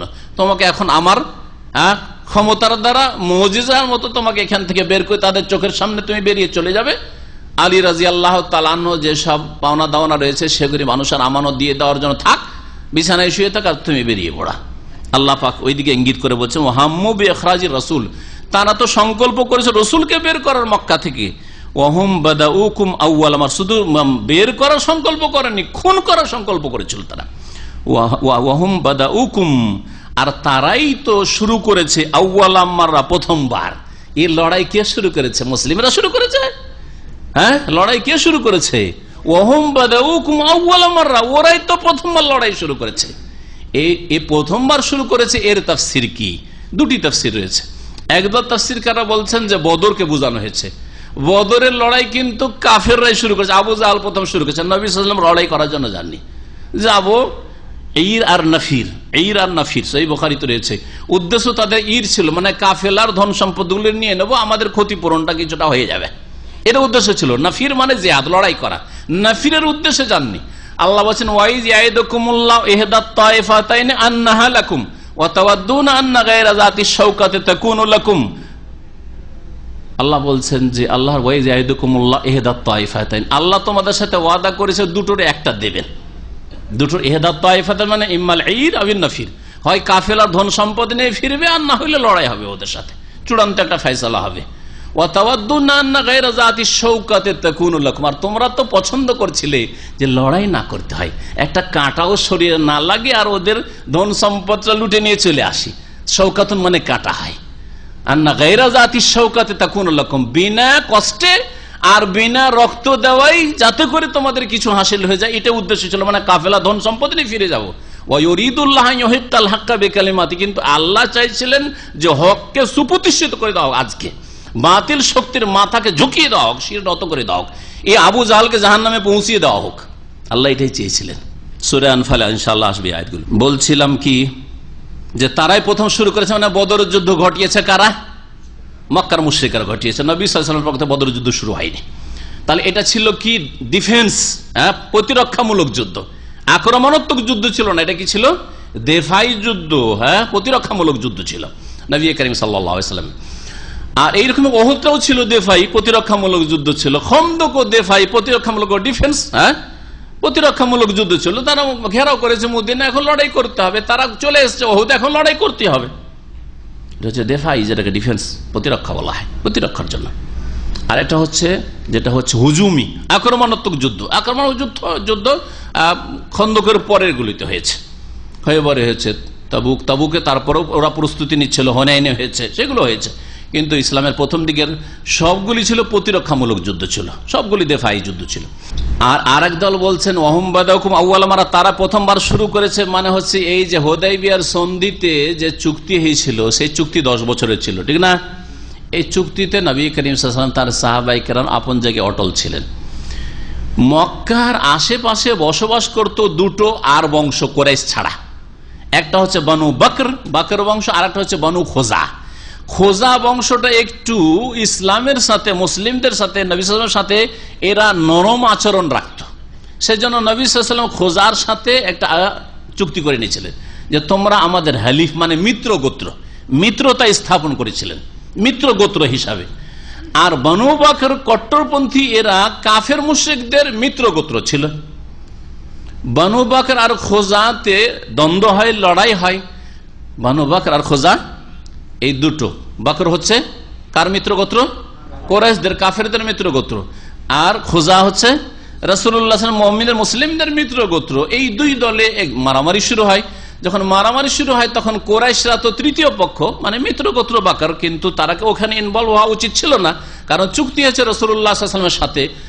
তারা তখন বকরদের সহযোগিতা নেমে পড়লো, দিয়ে খোজাদেরকে ঘরে ঢুকে ঢুকে খুন করেছিল, নারী পুরুষ শিশু খুন করেছিল। নবী করিম সাল্লাল্লাহু আলাইহি ওয়াসাল্লামের কাছে খোজা গোত্রে এসে আরজ করলেন যে ইয়া রাসূলুল্লাহ, আপনার সাথে আমাদের চুক্তি, আর আপনি হচ্ছেন আমাদের মিত্র গোত্রের, আর আমাদের উপরে এরকম কুরাইশরা জুলুম অত্যাচার করেছে। নবী করিম সাল্লাল্লাহু আলাইহি ওয়াসাল্লাম তখন খবর দিয়ে পাঠিয়ে দিলেন মক্কার মুশরিকদেরকে যে তোমরা তোমাদের চুক্তি ভঙ্গ করেছো, কারণ আমাদের চুক্তিতে এই কথাও ছিল যে এই সময়গুলিতে যেই গোত্রের সাথে যারা চাইবে মিত্রতা স্থাপন করবে, আর মিত্র গোত্রের ওপর আক্রমণ করাটা আমাদের উপর আক্রমণেই গণ্য হবে। সুতরাং আমরা যদি বকরের উপর আক্রমণ করতাম তো কুরাইশের উপরে আক্রমণ বলে গণ্য হইতো। তোমরা খোজার উপর আক্রমণ করায় সহযোগিতা করেছো, সুতরাং আমাদের চুক্তি কি করেছো? ভঙ্গ করেছো। চুক্তি কারা ভঙ্গ করলো? মক্কার মুশরিকরা ভঙ্গ করলো। হুদায়বিয়ার সন্ধি হলো 6ষ্ঠ হিজরিতে, চুক্তি ভঙ্গ করে দিল তারপরে 8ম হিজরির আগেখানে চুক্তি ভঙ্গ করে দিল কুরাইশরা। যখন চুক্তি ভঙ্গ করে নবী করিম সাল্লাল্লাহু আলাইহি সাল্লাম ভিতর প্রস্তুতি নিলেন যে এখন কি করতে হবে, মক্কা বিজয়ের জন্য প্রস্তুতি না, মক্কা দখল করতেই হবে, এবছরে মক্কায় যেতে হবে। ভিতরেই কথাটা ছিল, হাতেব বিন আবি বালতা, সহিহ বুখারীতে তার হাদিস রয়েছে, ওনার কোন আত্মীয় স্বজন ছিল না মক্কায়। উনি বিষয়টা জানতেন, ভাবলেন যে এখানে আল্লাহ যা ফয়সালা করবেন, মুমিন ব্যক্তি ছিলেন আর বদরে হাজির হয়েছেন তিনি, 313 জনের একজন তিনি ছিলেন। তো চিন্তা করলেন যে এখানে একটু যদি কুরাইশদের সাথে একটু সহানুভূতি দেখিয়ে দিই, তাহলে আমার ওখানে পরিবার আছে, ছেলেমেয়েরা আছে, ওদের একটু দেখাশোনা করবে, আমার তো বংশের লোক না, বাইরের লোক, আমি ওখানে বসবাস করতাম। আর নবী সাল্লাল্লাহু আলাইহি ওয়াসাল্লাম আর যে আবু বকর ওমর ওরা আছে, ওদের আত্মীয় স্বজন আছে, আত্মীয়তার রক্তের একটা সম্পর্কের হয়তো খেয়াল লাগবে। এই জন্য তিনি গোপনে একটা চিঠি লিখে পাঠিয়েছিলেন। চিঠির কথা এই ঘটনা শুনেছেন? চিঠি লিখে পাঠিয়েছিলেন এক মহিলার হাতে দিয়ে, আর মহিলা ওই যে মাথার যে বেনি আছে, বেনিতে চিঠি ঢুকিয়ে নিয়ে গিয়েছিল। নবী করিম সাল্লাল্লাহু আলাইহি ওয়াসাল্লামের কাছে ওহী হয়ে গেল যে চিঠিতে খবর পৌঁছে গেল, মক্কার লোক আগেই জেনে নিল যে মক্কা বিজয়ের জন্য মুহাম্মদ রাসূলুল্লাহ সাল্লাল্লাহু আলাইহি ওয়াসাল্লাম আসছেন। যাও, তাড়াতাড়ি যাও। আলীকে বললেন, মিকদাদকে বললেন, যারা দ্রুত ঘোড়া দৌড়াইতে পারতো, এদেরকে বললেন যে তাড়াতাড়ি যাও, রওজায়ে খাখ নামক স্থানে এক মহিলাকে পাবে, ফাইন্না বিহা যাইন, একজন কুমারী মহিলা আছে আর একা সফর করে যাচ্ছে, আর তার কাছে একটি রিসালা চিঠি আছে, সেই চিঠি মক্কার নেতাদের কাছে পৌঁছাচ্ছে, আর আমাদের সম্পর্কে গোয়েন্দাগিরি করে খবর ওখানে পৌঁছানো হচ্ছে যে আমরা সেখানে আসছি, তাড়াতাড়ি চিঠি উদ্ধার করে নিয়ে এসো। ছুটে গেলেন আলী রাদিয়াল্লাহু তাআলা মিকদাদ, ছুটে গিয়ে মহিলাকে বললেন, এই চিঠি দে। তো আমার মাইন দিছে, আমার কাছে কিছু নেই। বলছে যে চিঠি দে, না তো তোকে কাপড় খুলে চেক করবো, লাওজারদান্নাকে, হয় চিঠি দিয়ে দে, আর না হলে তোকে কাপড় খুলে আমরা তদন্ত করব। তখন মহিলা মাথার বেনি থেকে চিঠি বের করে দিল। জি, তো ওই সময় আল্লাহ কি বলছেন, ওহম বাদাউকুম আউয়ালা, এরাই প্রথম শুরু করেছে, মানে এরাই বকরের গোত্রের পক্ষ হয়ে কুরাইশরা কি করেছে, খোজা গোত্রকে খুন করেছে। আর খোজা গোত্র হচ্ছে নবী করিম সাল্লাল্লাহু আলাইহি ওয়াসাল্লাম মুসলিমদের মিত্র গোত্র, সুতরাং তারাই আগে অস্ত্র ধারণ করেছে, তারাই চুক্তি ভঙ্গ করেছে, আমরা চুক্তি ভঙ্গ করি নাই। আতাখশাউনাহুম, এই কাফের মুশরিককে তোমরা ভয় করবে, ফাল্লাহু আহাক্কু আন তাখশাউহু, তোমরা আল্লাহকে ভয় করবে, এটাই বেশি আল্লাহ হক রাখেন, আল্লাহ অধিক হক রাখেন যে তাকে তোমরা ভয় করবে। ইন কুনতুম মুমিনিন, তোমরা যদি মুমিন হও। সময় বেশি হয়ে গেছে, এখানে আমাদের আলোচনা শেষ করছি। আল্লাহ পাক রব্বুল আলামিন যেন কোরআন বোঝার তৌফিক দান করেন এবং কোরআন দিয়ে আমাদের জীবনকে আলোকিত করেন। আল্লাহ রব্বুল কোরআনের বাস্তবায়নের সার্বিক জীবনে তৌফিক যেন মুসলিম উম্মতকে দান করেন। সুবহান রাব্বিকা রব্বিল ইজ্জাতি আম্মা ইয়াসিফুন ওয়া সালামুন আলাল মুরসালিন ওয়াল হামদুলিল্লাহি রাব্বিল আলামিন।